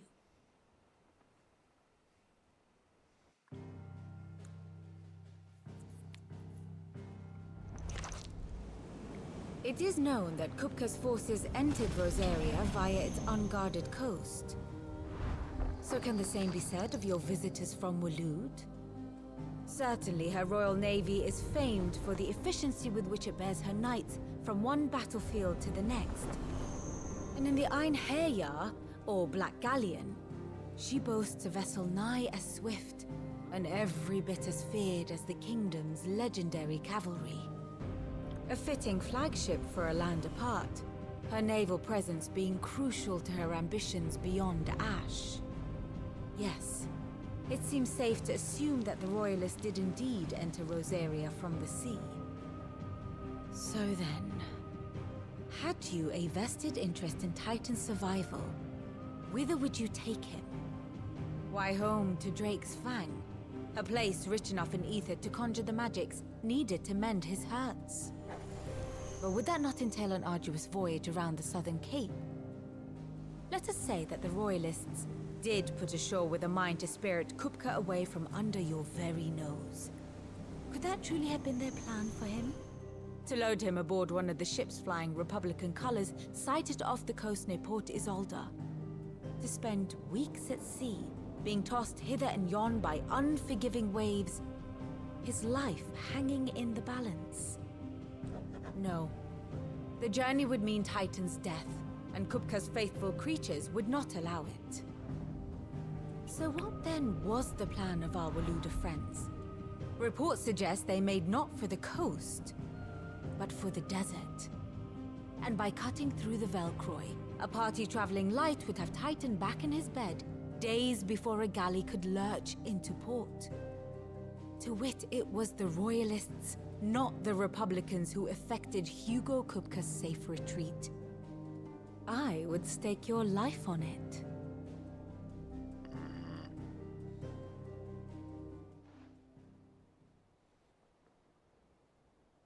So it was the Waludas who spirited the wretch away. Now I think about it, there was something a little strange about the ships I saw. The men seemed almost crestfallen, as if in mourning, as if they believed, or were made to believe, that their master was dead. You have a keen mind, Lord Rosfield. And you have your answer. To find Kupka, you have merely to follow the Royalist trail across the Velcroy. It may well have gone cold by now, but as they say in the Republic, all roads lead to Drake's Fang.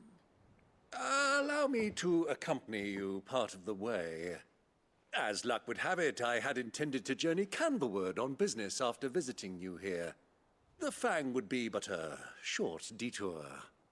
I'd be glad of the company. Give me a moment to make ready. I need to tell my friends what we've learned, and where we're going. Very well, but be quick about it, my boy. Time waits for no man.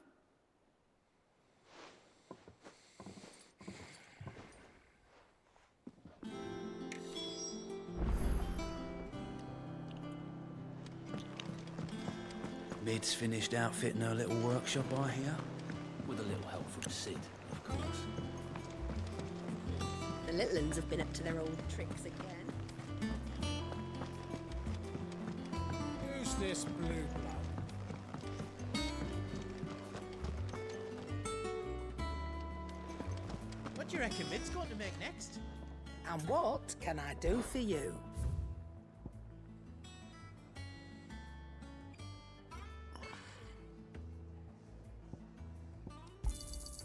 You're rubbing me blind, you know.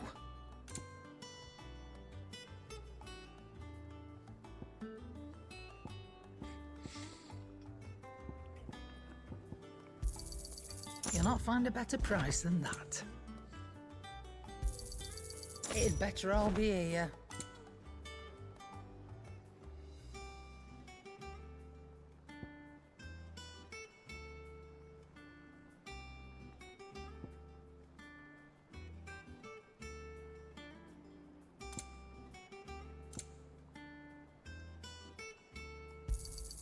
You'll not find a better price than that.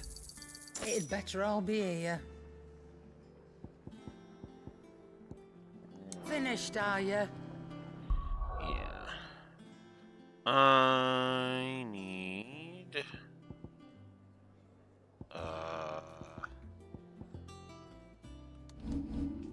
There we go. Potion, high potion...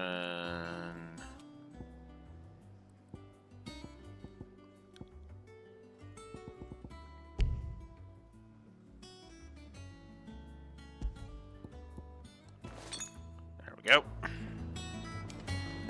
Stop forgetting to do that. What do you need? What's something for you, do you?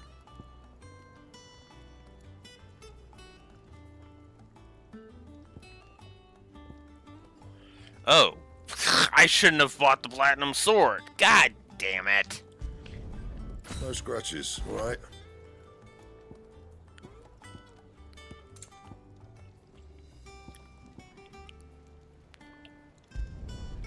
Not bad, if I do say so myself.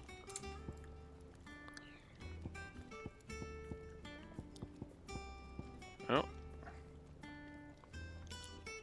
I need more Earth and Fury if I'm to do that. Okay. Got it. Fine.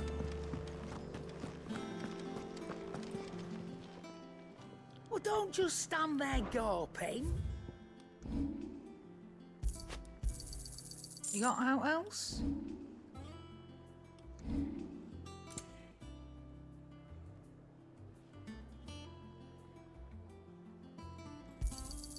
I'll be thankful you got that much. I reckon I can find a buyer.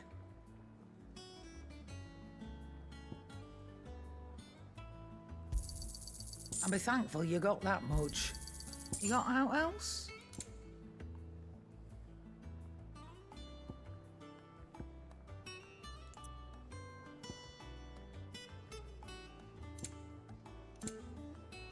Come again. Or don't. I'm not much bothered either way. Who's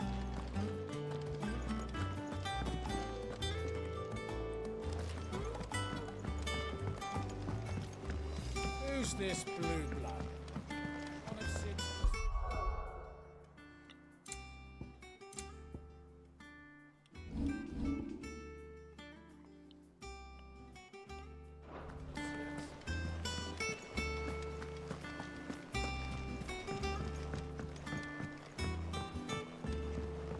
Mid's finished outfitting her little workshop, I hear. With a... Otto, Kupka's at Drake's Fang. I'll be leaving before sunset. You're not going in there alone, are you? Don't worry. I'm not going there to destroy the Mother Crystal. All I'm after is Kupka's head. I won't risk any more than I have to. I promise. The Lancer and the Fang are all Kupka's personal fiefdom. You have any trouble on the way, you ask for Rosina Dalamil. Some call her the Desert Hare. Who is she? An old associate of Sid's, and only Sid's. All I know is the name, and that they used to meet at the Dalamil Inn. We've heard nothing from her since he died. But I'm thinking maybe the new Sid might be able to bring her back into the fold. Thanks. I'll keep that in mind. So, what about your uncle? I mean, he's welcome to stay, but... Don't look so worried. He'll be coming with me. Thank fuck for that. Gav, Otto, I'm leaving you two in charge. You can count on us.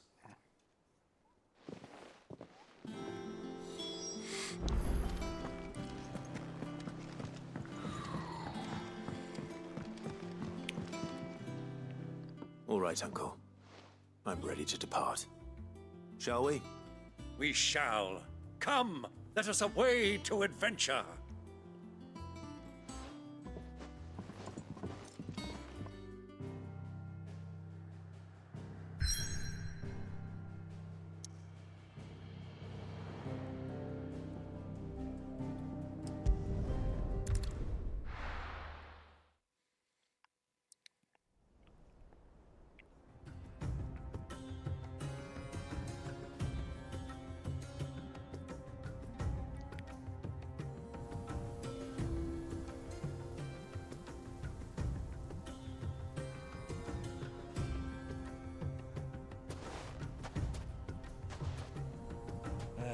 I was a young man when last I walked this path.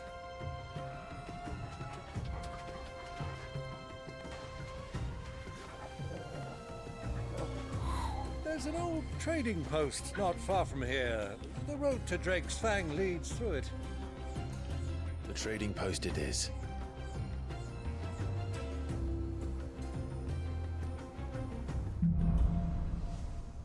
Riddle of the Sands.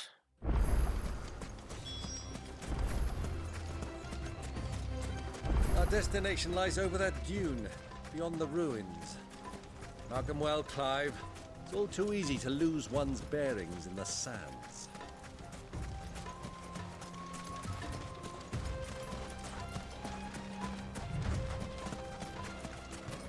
Many years ago, when you were just a boy, you and I rode this way together, accompanying your father on a scouting expedition to Drake's Fang. He let me come with you. I'm not surprised you don't remember. It was just before Joshua was born. You were so eager to be there when your brother arrived that you whipped your chocobo too hard on the journey home and fell from the saddle. I shall never forget how Elwyn fussed over you as you sat in the sand, bawling like a babe.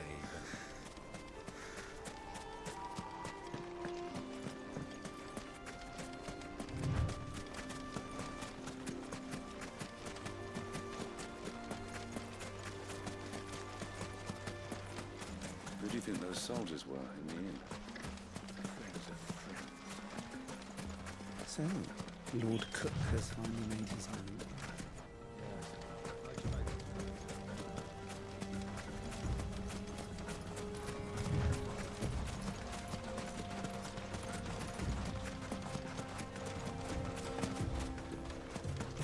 Ah, there she is.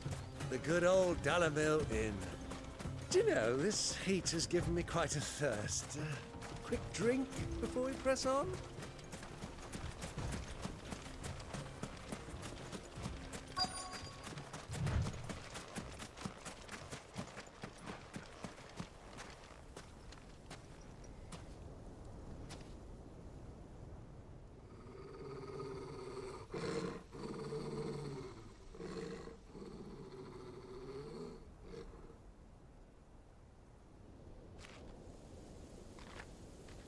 Look, there.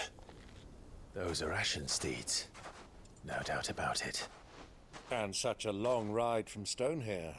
Our Luda friends must be soothing their saddle sores in the inn.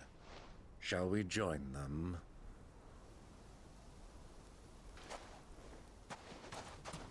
Run along and play now, Torgal.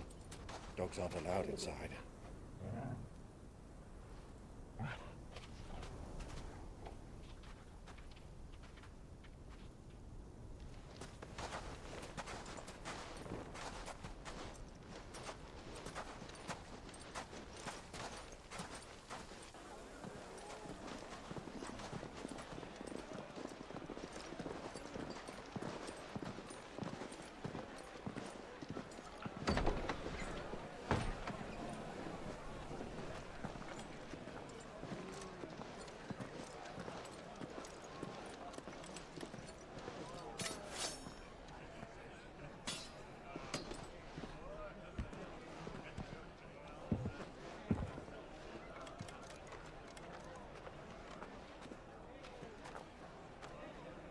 Good day to you. Eating? Sorry about my pal. He only talks when his mouth's full. What do you recommend? Well, if you're after something light, we do a fine chocobo soup with lentils and honey. 2 bowls of that, then. An ale. Right you are. Hey, girl! Coming! Your pal? Would you rather be my squire?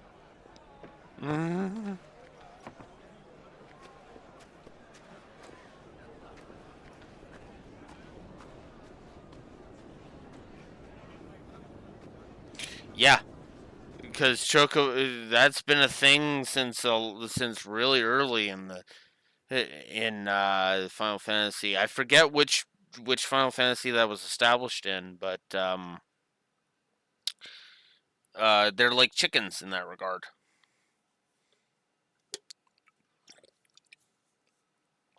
They're raised as steeds. They're raised as for their feathers, and they're raised for meat. They are a widely versatile bird.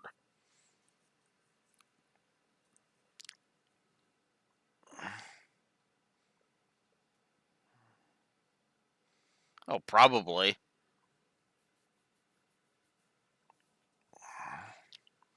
Probably. Now, granted, that's always been an assumption of mine that chocobos taste like chicken.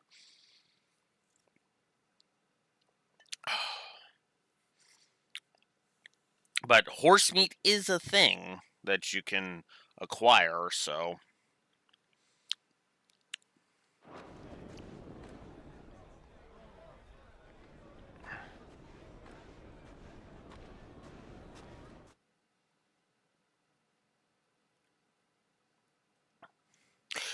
Honestly, that's my kind of preferred headcanon. They use the magic to kind of just, and then the chocobo plops down, dead, just painlessly, like.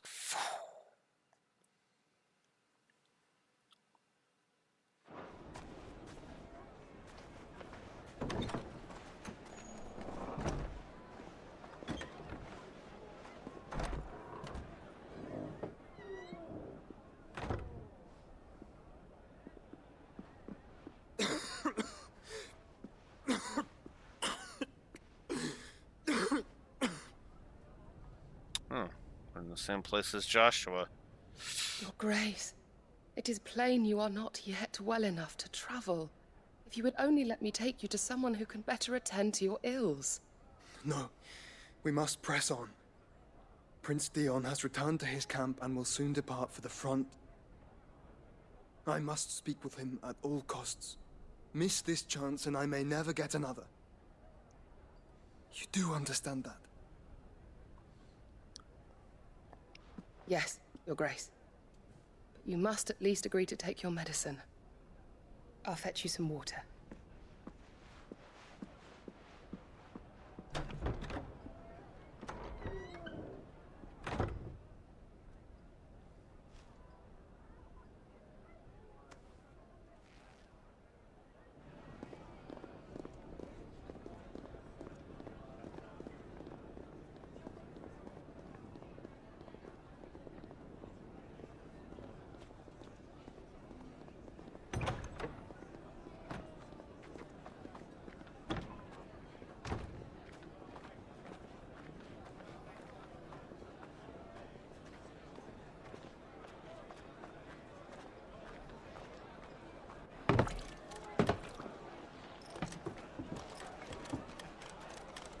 Keep watch, they tell us.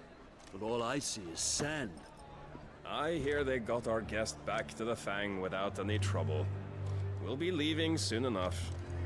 Why the Lord Commander dragged us all this way just to save that blockhead Skim, we'll never know. Dominant or not, he's a bloody idiot. That'll be Cooker, then. Well, let's get this down us. We've a long way to go. Hey, you.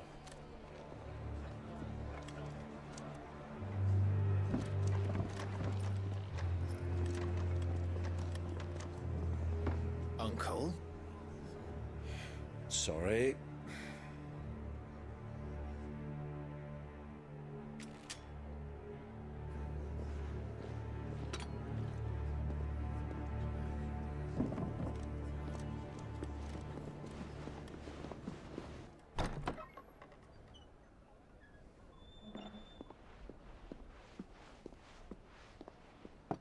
Can you walk, Your Grace?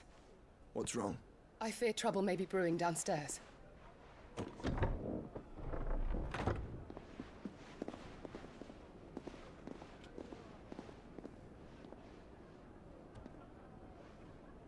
You two are travelers, are you not? Me and my companions are strangers here. Perhaps you'd be good enough to accompany us a while. Help us find our way. Sorry, lads, but we've got business in camera that can't wait. Ah, I'm sure you could spare us an hour or two. Come on. Friend.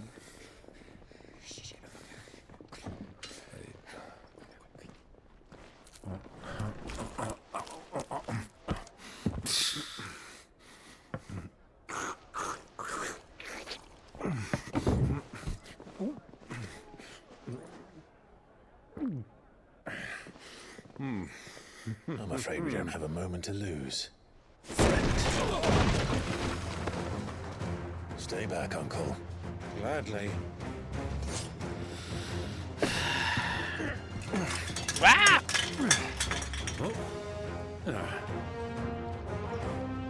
Well, shit. We'll deal with that in a moment. Thank you.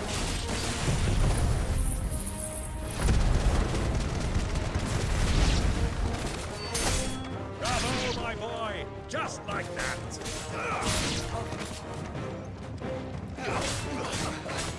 It's you.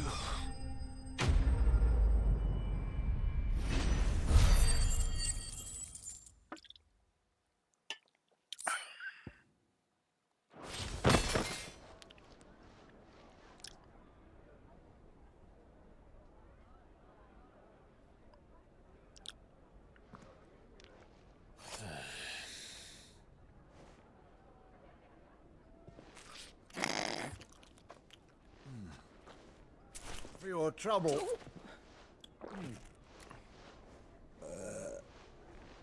Word of advice, miss. That soup could do with a touch more salt.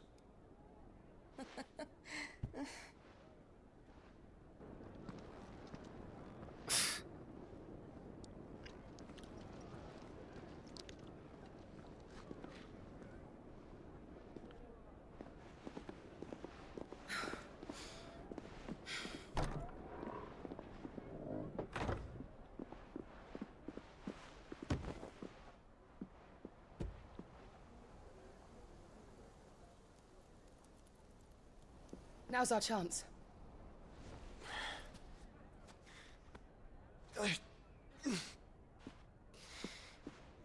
Your Grace? I'm fine. Yeah.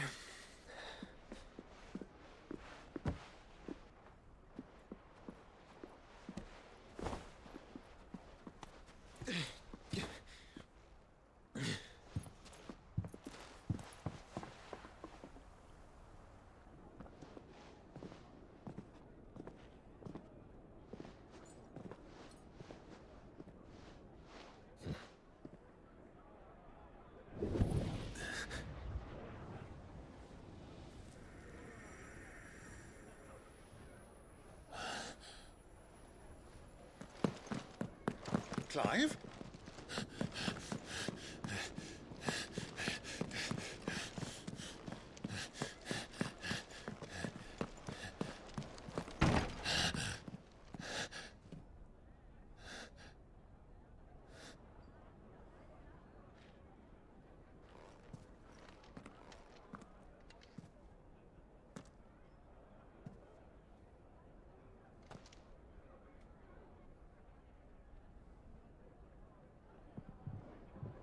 What is it now?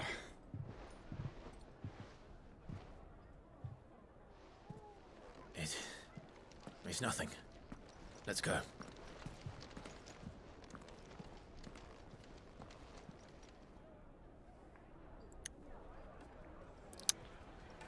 Yeah.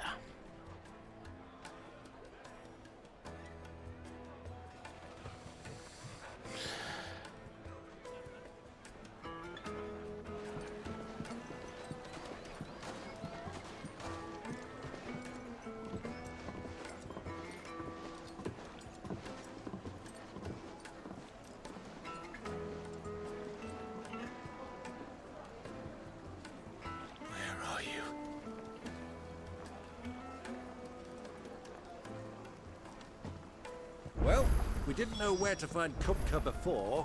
We do now. The Royalists said it themselves. Their guest is in the fang.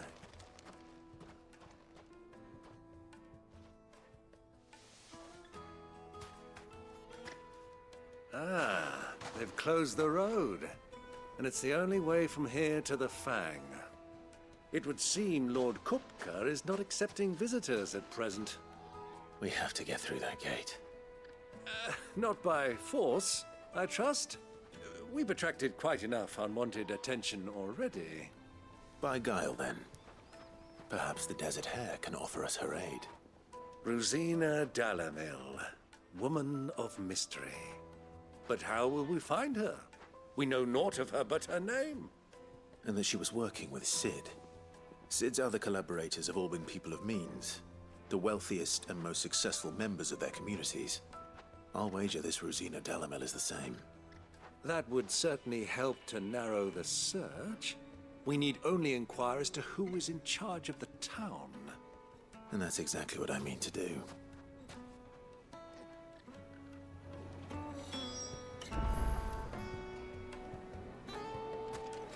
Looks like we won't be getting back to Drake's Fang anytime soon. Well, it's... Oh, we've got a reason to. Light it, for Gilbert's sake. Bearer, aren't you? Anything I can help you with, travelers? Allow me. My good man, we're seeking to expand our business in the region and would very much like to make the acquaintance of Dalamel's leading entrepreneurs. Well, we're best known for our baths, our markets, and our smithies. I suppose you could do worse than start your search at one of those. Thank you. Oh, you wouldn't happen to know a lady by the name of... No, I can't say I do. Well, thank...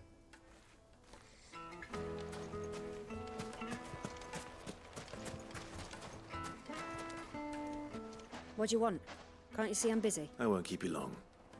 A woman by the name of Rosina Delamel. Do you know her? Never heard of her. Is that all? One more question. If I wanted to find the richest trader in town... Oh, that's easy. The Briar's Kiss. Won't find a finer smithy this side of the strait. The owner's only a young sprig. But he's got all the right ideas. The Briar's Kiss, you say? Thank you. I doubt this young sprig is the person we're looking for. You said Sid's contact was likely to be an influential sort. Influence comes with age and experience. Believe you me.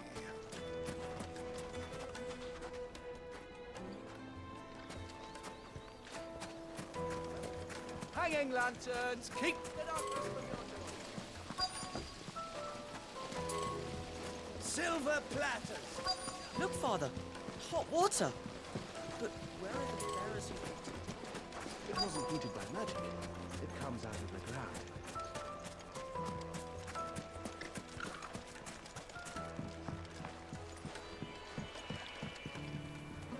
Can I help you? Yes, I'm a long-standing pillar of your community. Then you should ask further. He's been here for years. Knows the place and its people like the back of his hand. And he's in with... Try the baths. That's where you'll usually... Thank you. Well, it sounds like we have our man. Perhaps. Let's go and find out exactly what this Furder knows.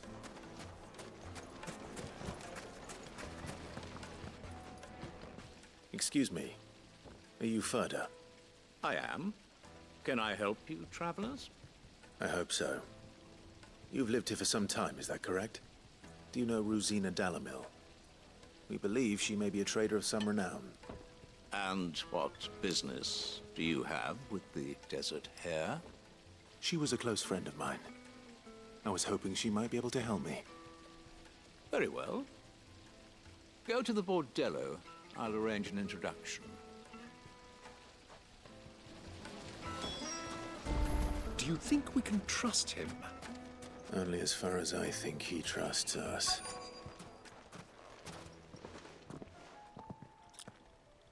So you're the ones who've been sniffing around? I beg your pardon? Don't play the fool. Stick your nose in our business and you're likely to lose it.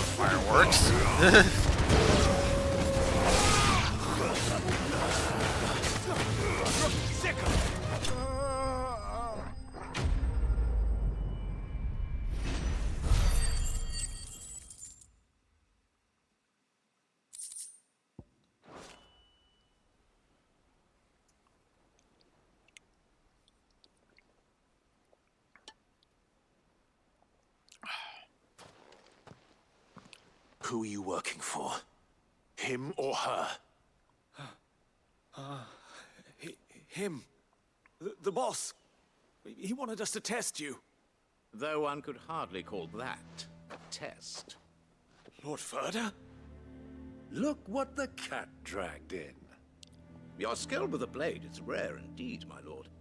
A fitting talent for an outlaw. You know who I am. So what now? Call in the Men of the Rock and collect the bounty? That isn't my decision to make. Our work is done. Take him to meet his precious Rosina. She will be interested to make his acquaintance. Yes, my lord. To the Lock of Leisure, then. To the Lock of Leisure.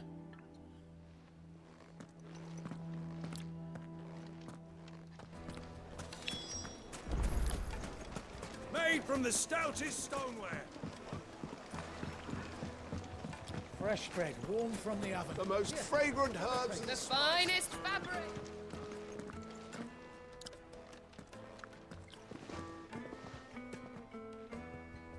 Is this the place? Lubor's Forge. The Briar's Kiss. Ah, so it was the young sprig after all. So much for Rosina Dalamil being a woman of experience. How wrong I was. It was an easy mistake to make, Uncle. After all, it must have been years since Sid last saw her. Sorry, him. Whoever this Lubor truly is, he's clearly a man of means.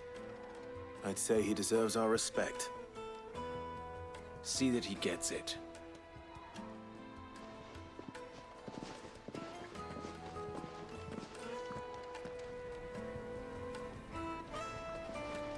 Lubor, Lord Furder told me to bring them to you.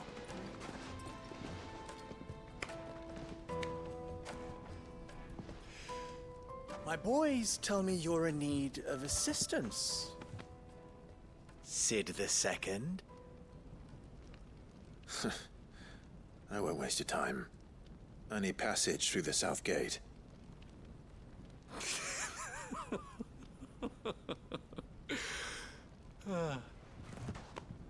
Tell me, what do you think is a merchant's most important commodity? Why, trust. Everyone knows that. Without it, you have nothing. And nothing is exactly what you have. And so, for you, I too have nothing. I'm not in the business of helping every lost puppy that wanders in off the street. I'm a busy man, as you can see. Let's leave this mummer to his farce. By all means. Find someone else to help you on your way. Just be sure to tell them you're not the two travelers from the inn the guards are looking for. Don't want them jumping to conclusions, do we? Why, you... So, what do we need to do to earn your trust?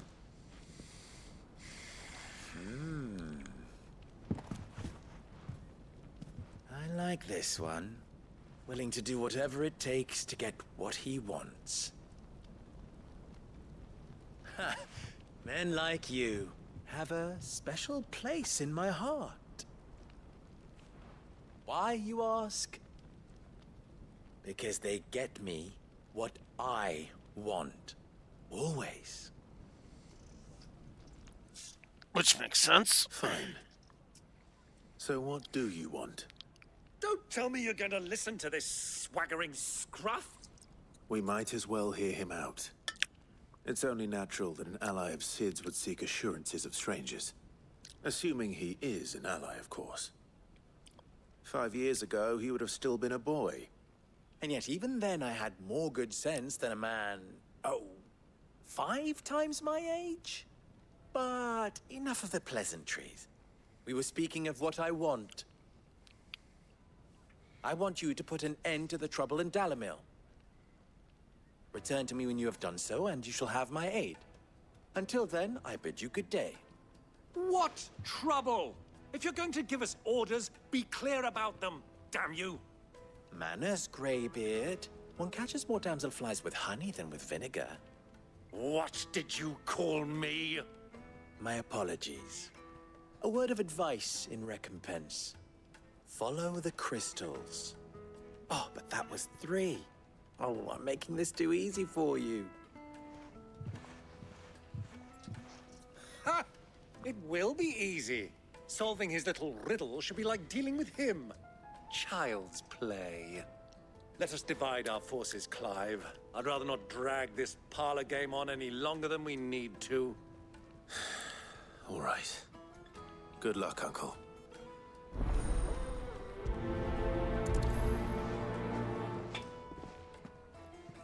I thought we were the only ones causing trouble in Delamil.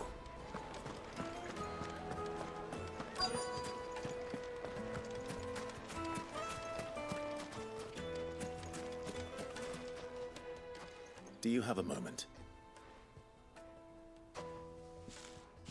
Depends what for. Just a question. Dalamil seems to be thriving compared to the other villages I came through on the way. Well, we're a stone's throw from Drake's Fangfolk. The soldiers guarding the Mother Crystal and the shipments need a place to spend there. The men of the Rock throw their money about like there's no tomorrow. Is that so?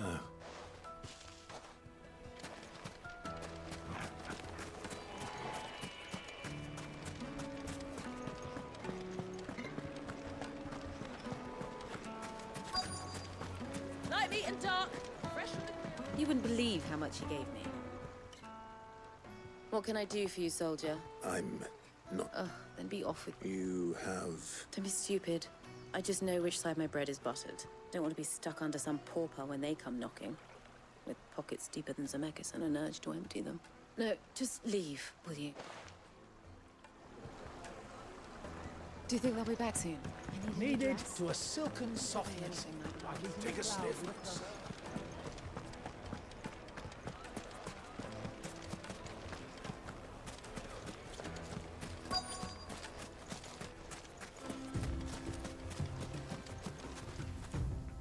Excuse me.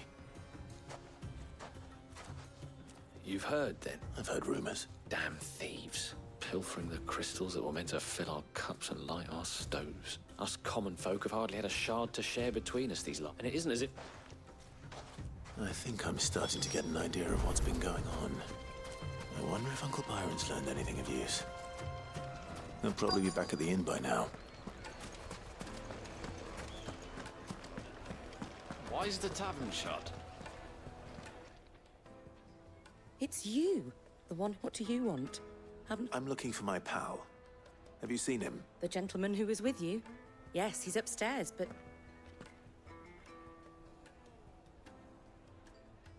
Thank you. I'll go and fetch him.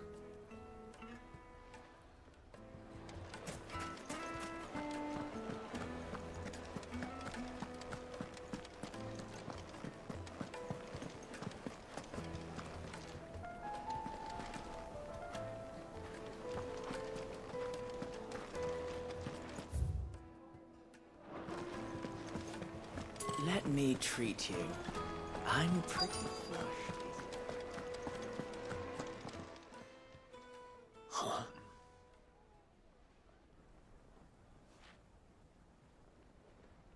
Will this suffice as a deposit? By the sands. That's a black pearl. One of the many treasures in my collection that I would be only too happy to part with, should you give me reason to do so. All right. I'm sure that we can come to an agreement, but not here. What are you doing, Uncle?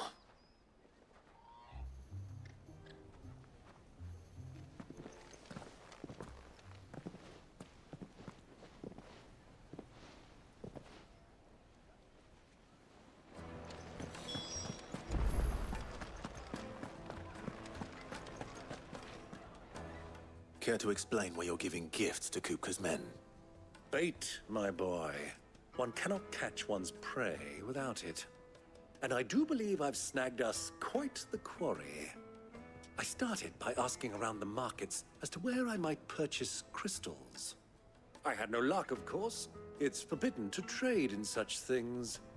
But my uncharacteristic indiscretion just happened to attract the attention of those uniformed ruffians.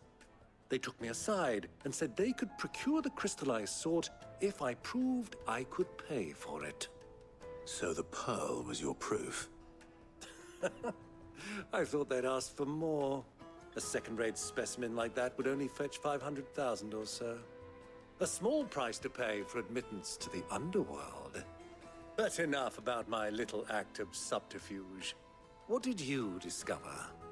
That the supply of crystals has dried up of late. And some people seem to think they're being stolen. Meanwhile, members of Kupka's private guard have been spending money all over town. I'll wager those soldiers you've been talking to have been siphoning off crystals meant for elsewhere, and pocketing the profits. I'll wager you're right. We'll meet with them then, just as you arranged, and put an end to the trouble Lubor spoke of.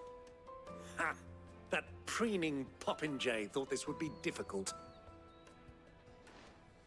It just goes to show one should never underestimate a Rosfield. We'll soon wipe that smirk off his face. I arranged to meet with the soldiers in a secluded corner of the Velcroy, far from prying eyes. The perfect place for a spot of double dealing. I trust I can count on your support if things turn sour. Of course. I need a drink.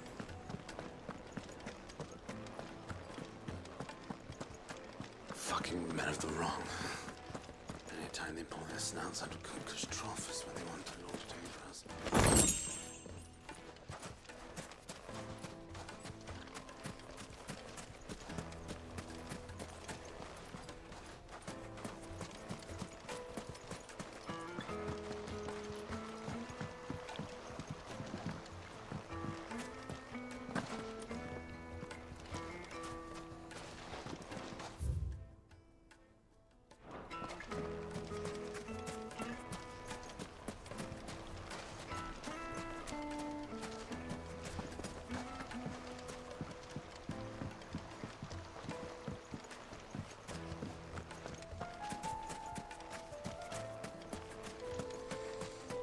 $1,000 for a measly bunch of Gazal greaves. Won't you come and play, handsome?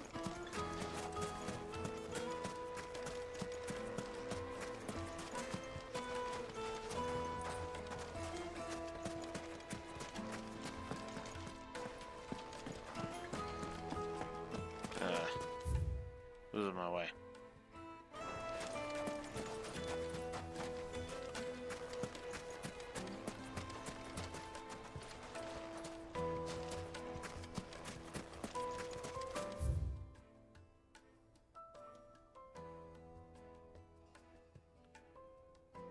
Yeah, that's what I figured.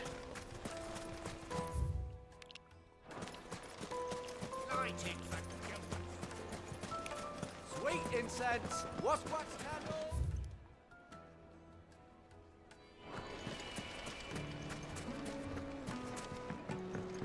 Do you think they'll be back soon? I need a new dress. The juiciest meat from Green's Redbird. The finest fabrics, fresh from the country.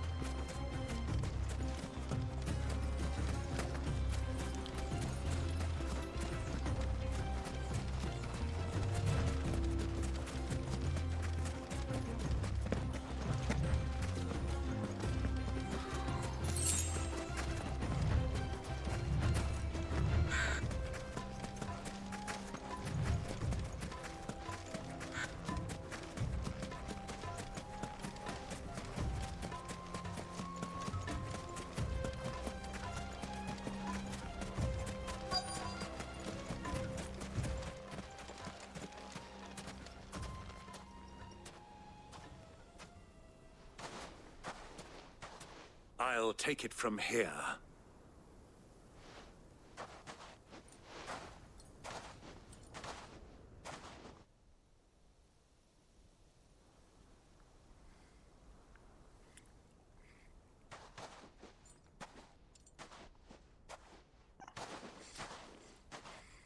I was beginning to think you weren't coming, my lord. You've brought your contribution? All the silver and stones I could scrape together at such short notice? You brought the whole 500 talents. That was the price we agreed upon, yes? If you've no objections, I'd like to see the crystal. Of course. Right this way, my lord.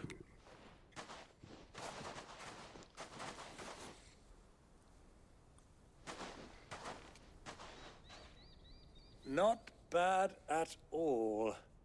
You weren't lying about the clarity. But what of security? If I were to be stopped on the road, what guarantee have I that it wouldn't be seized as property of the Republic? Because these crystals are no longer the property of the Republic. You're not buying from us. You're buying from them. And we have no more jurisdiction here than you, my lord. But we have ships, and will gladly deliver to a port of your choosing, now that our price has been met. Royalists, eh? What brings you here?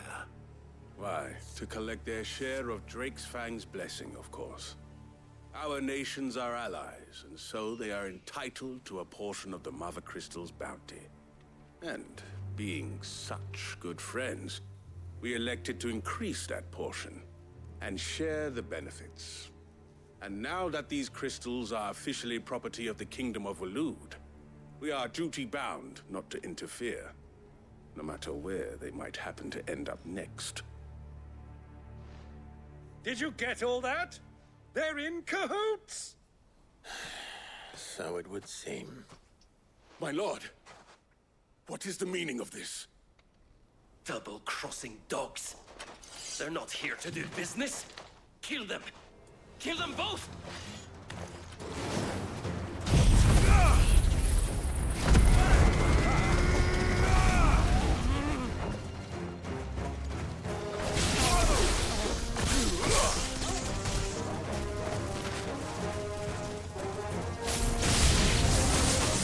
Not over yet, Uncle. Good! I'm just getting warmed up.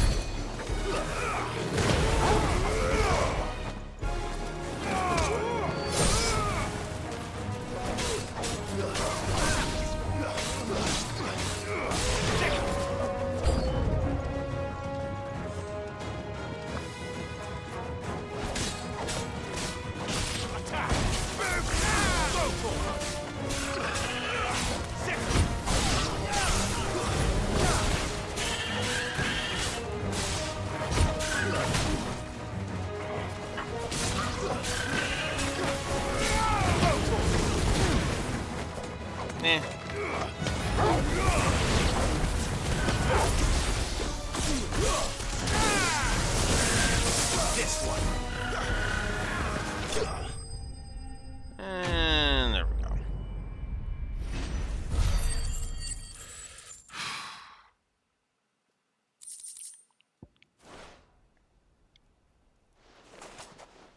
Well, that wasn't too bad. How'd you like my performance, huh?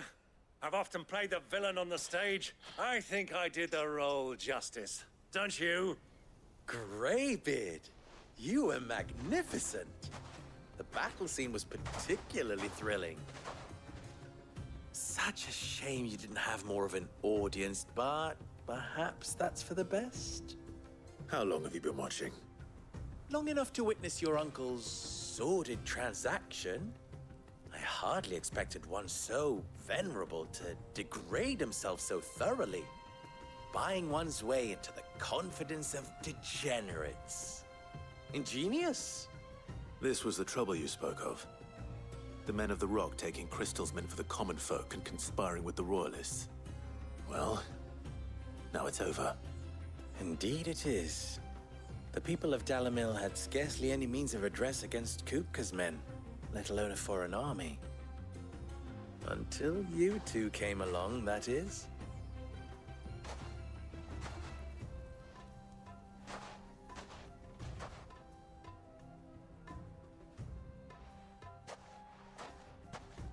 Well, we'd better get these crystals back to town.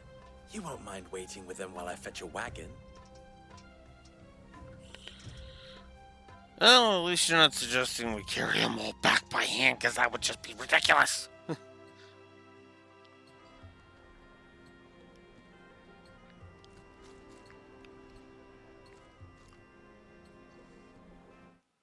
I need to AFK for the washroom again. I'll be right back.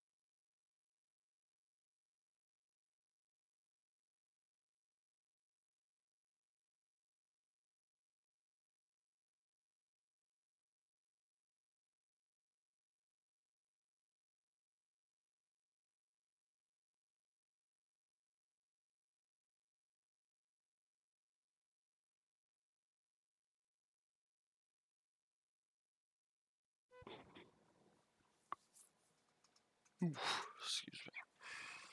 All right. It occurs to me that I still don't know your name. Clive. So, Sid the Second is a Clive. I suppose it could have been worse. Well, Clive, you held up your end of the bargain, so I must do the same. Passage through the South Gate, was it not? To tell the truth, you've helped a little there too. Many of the guards have already been redeployed to deal with the issue of their missing comrades. And those left behind have been encouraged to look the other way should you attempt to pass through. Thank you. And please allow me to cover your costs.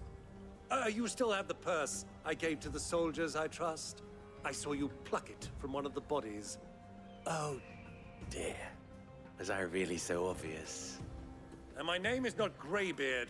It is Lord Byron Rosfield, thank you very much. No, thank you very much, Greybeard. Double the... Here, wear this. Another seal. Any friend of mine who sees you with it shall... Thank you. And tell them that Rosina Dalamil is back in bed with Sid.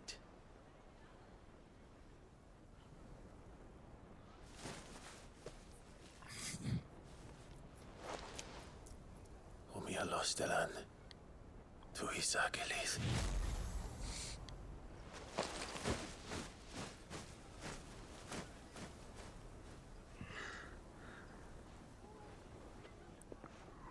I'm trusting you, Sid.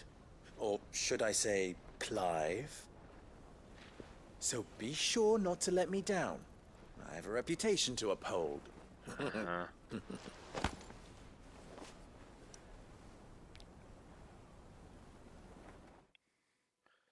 Yeah, you've got a side quest I'll be ignoring later.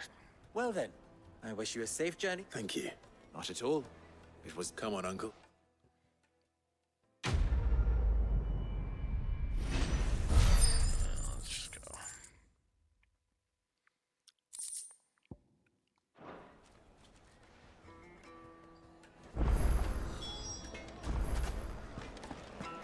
Is it true what I'm hearing?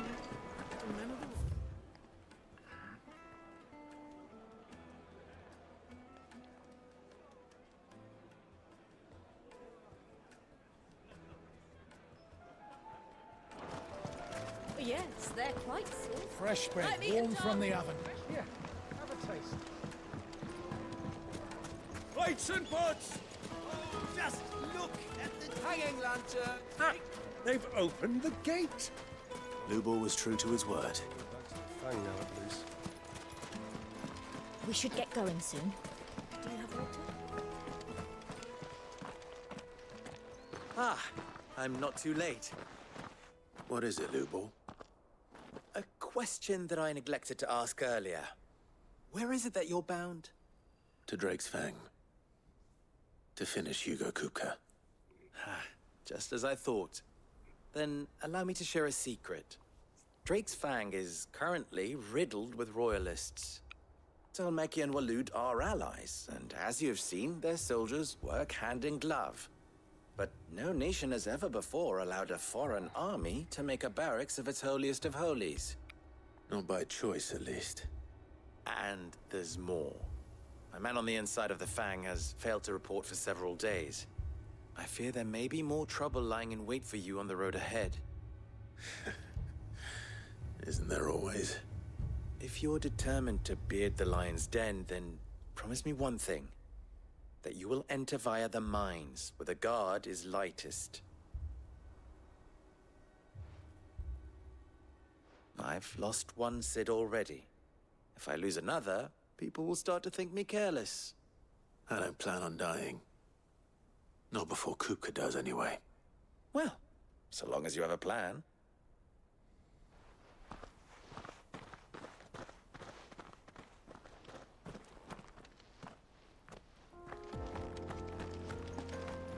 Drake's Fang should be just beyond these springs. Shall we press on?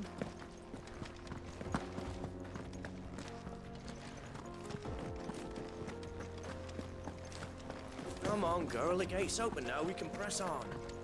Don't tell me you put down roots.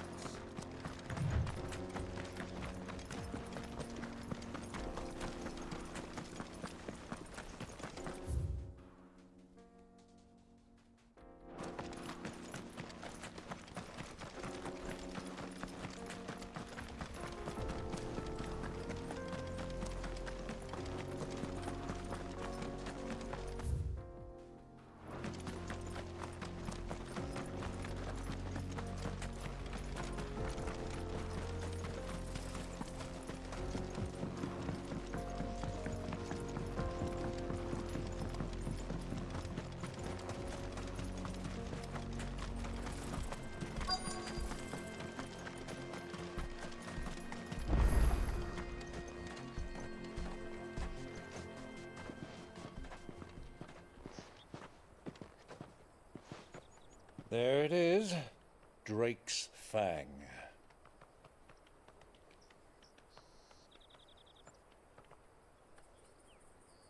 Kupka will be hiding inside.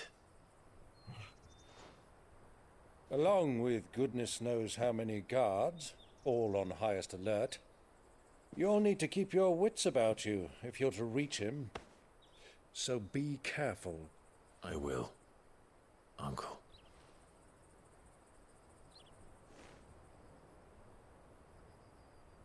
Before you go, Clive, allow me to apologize.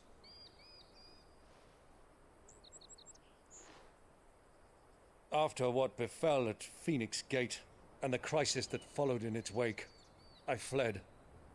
I retreated to my counting house and danced attendance upon the vicereine in the hope it would bring me favor. I betrayed my nation to save my skin, like the coward I am. And I'm sorry. Uncle, please. It's not too late, Clive. Rosaria is yours by right, and there are those that would help you to take it back. Had I the courage of my brother, I might already have done so. But that ship has sailed. You, however...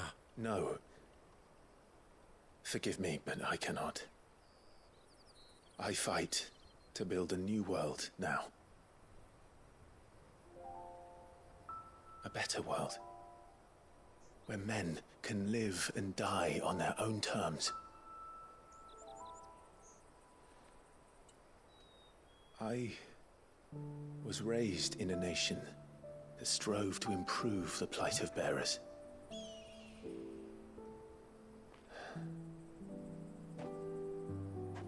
Only later did I realize that spark of freedom did not arise by chance, but was kindled by my father. You would see me follow in his footsteps. And that is exactly what I mean to do. Not by ruling Rosaria, but by extending his ideals to the whole of the twins. Though every soul in the realm may judge my actions heresy, I am certain my cause is just. You really are just like him, you know?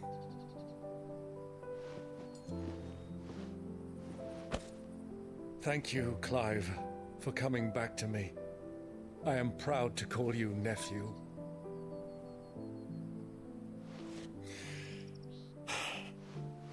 Well then, this is where we must part ways.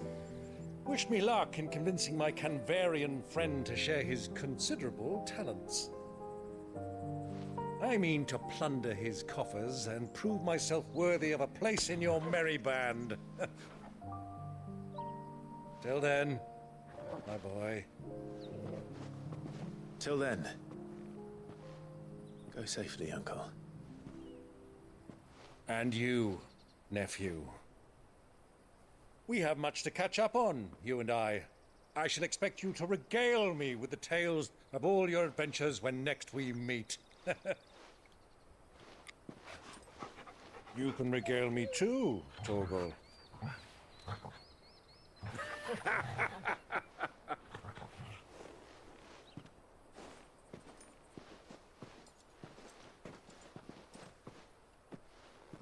I'm coming for you, Kuka.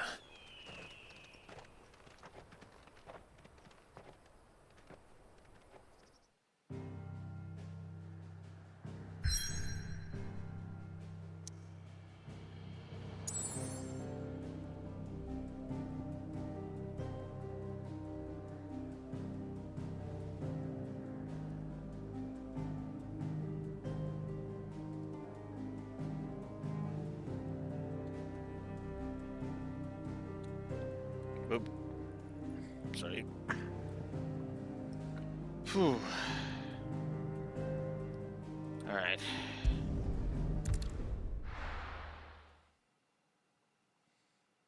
Oof. Mm.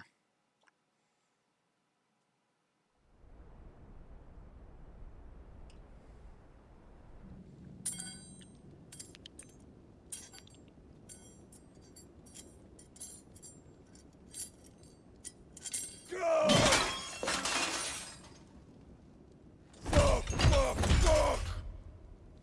What have they start?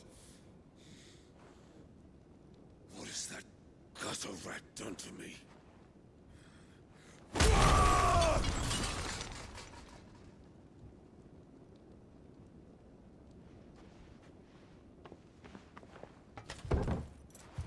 Out of my sight, witch! I'll kill you, Rossfield! I'll rip out your heart! I'll tear you limb from limb! Peace, Hugo. The table shan't hurt you any longer. He sought to humiliate me. Me! If you hadn't interfered, he would be dead! You truly believe you would have triumphed had the battle continued? Titan would have ground him into dust!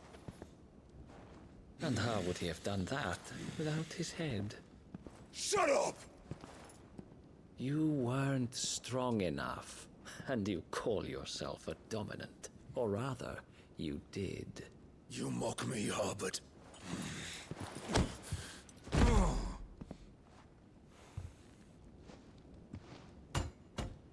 Do you see, Hugo?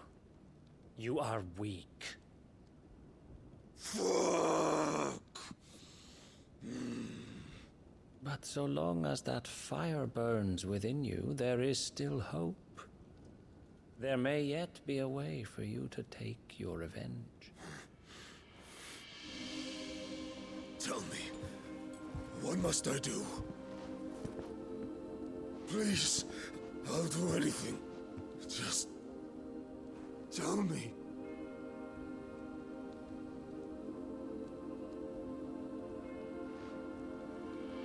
The heart. What of it? A Mother Crystal's heart is the most concentrated source of ether in all creation. Perhaps you could take advantage of that. Of course, the crystal would not yield her blessing to any ordinary man. But then, you are no ordinary man, are you, Hugo? Clive Rossfield stole your power, but others have suffered a similar fate, and still managed to find the strength to conjure their icon. Like Benedicta Harmon. She too drank of the ether and gained a power beyond human understanding. She did.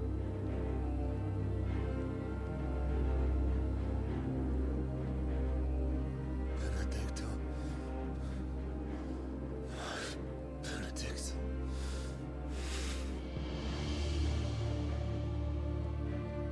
I'll do it. My love. I'll avenge you.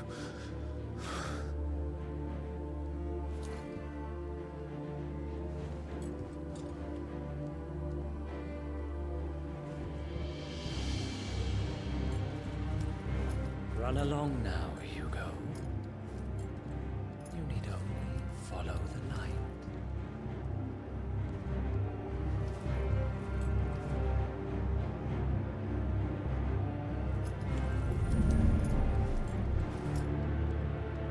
Euthos is here. Very well, it shall be so. You may leave everything to me, Your Majesty.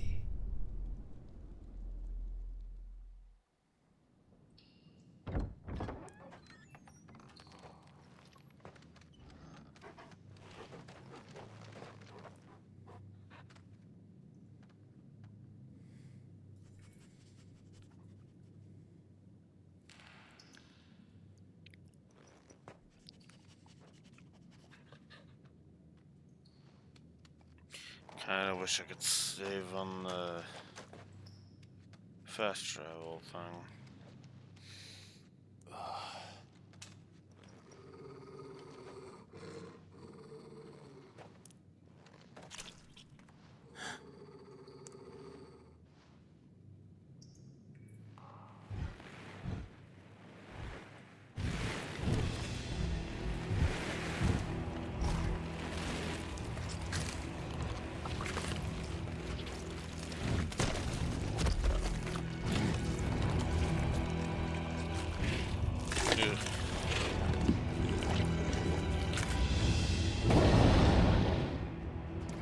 Orcs.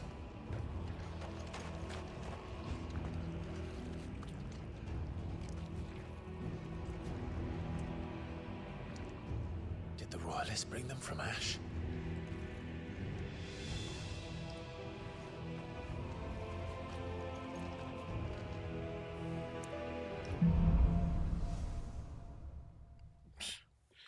Into the darkness.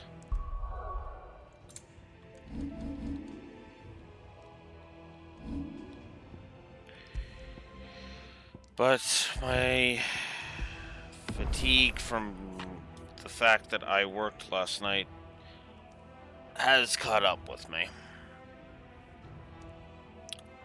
Ugh. I aim to try and give at least 3 hours. I have accomplished that, thankfully.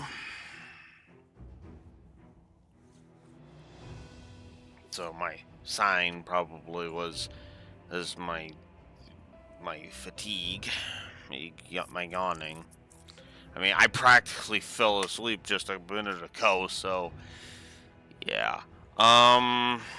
Quite a bit, honestly. If I'm not mistaken, I've got at least half the game left. Give me a sec. I'm gonna pull up the game facts thing.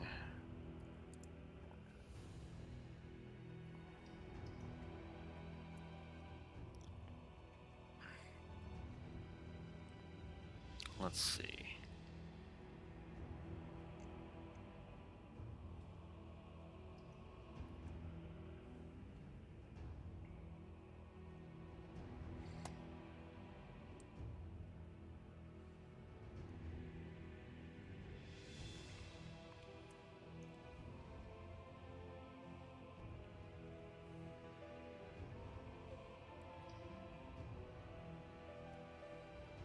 Okay, well, we're in the middle of what this walkthrough calls chapter 5. Dave? So, yeah, we are, after this chapter, after we defeat Hugo, we've got the second half of the game to go, according to this walkthrough. Effectively, each icon battle is a chapter. Effectively. So, Liquid Flame was chapter 4, which was, the equivalent of the Shiva battle. Titan will finish off chapter 5. Chapter 6, I have no idea. Chapter 6 and 7, I have no idea. Yada. Regardless, though, as I said, my exhaustion has caught up with me, so I'm going to leave it there for now. Tomorrow, 9 a.m. Central Standard Time, hopefully, I will be rested enough and I will go ahead and be able to get more of the game done. because this wasn't much. Until next time, Blue Wolf Alex the Lore Walker signing out and passing out. Have a good one.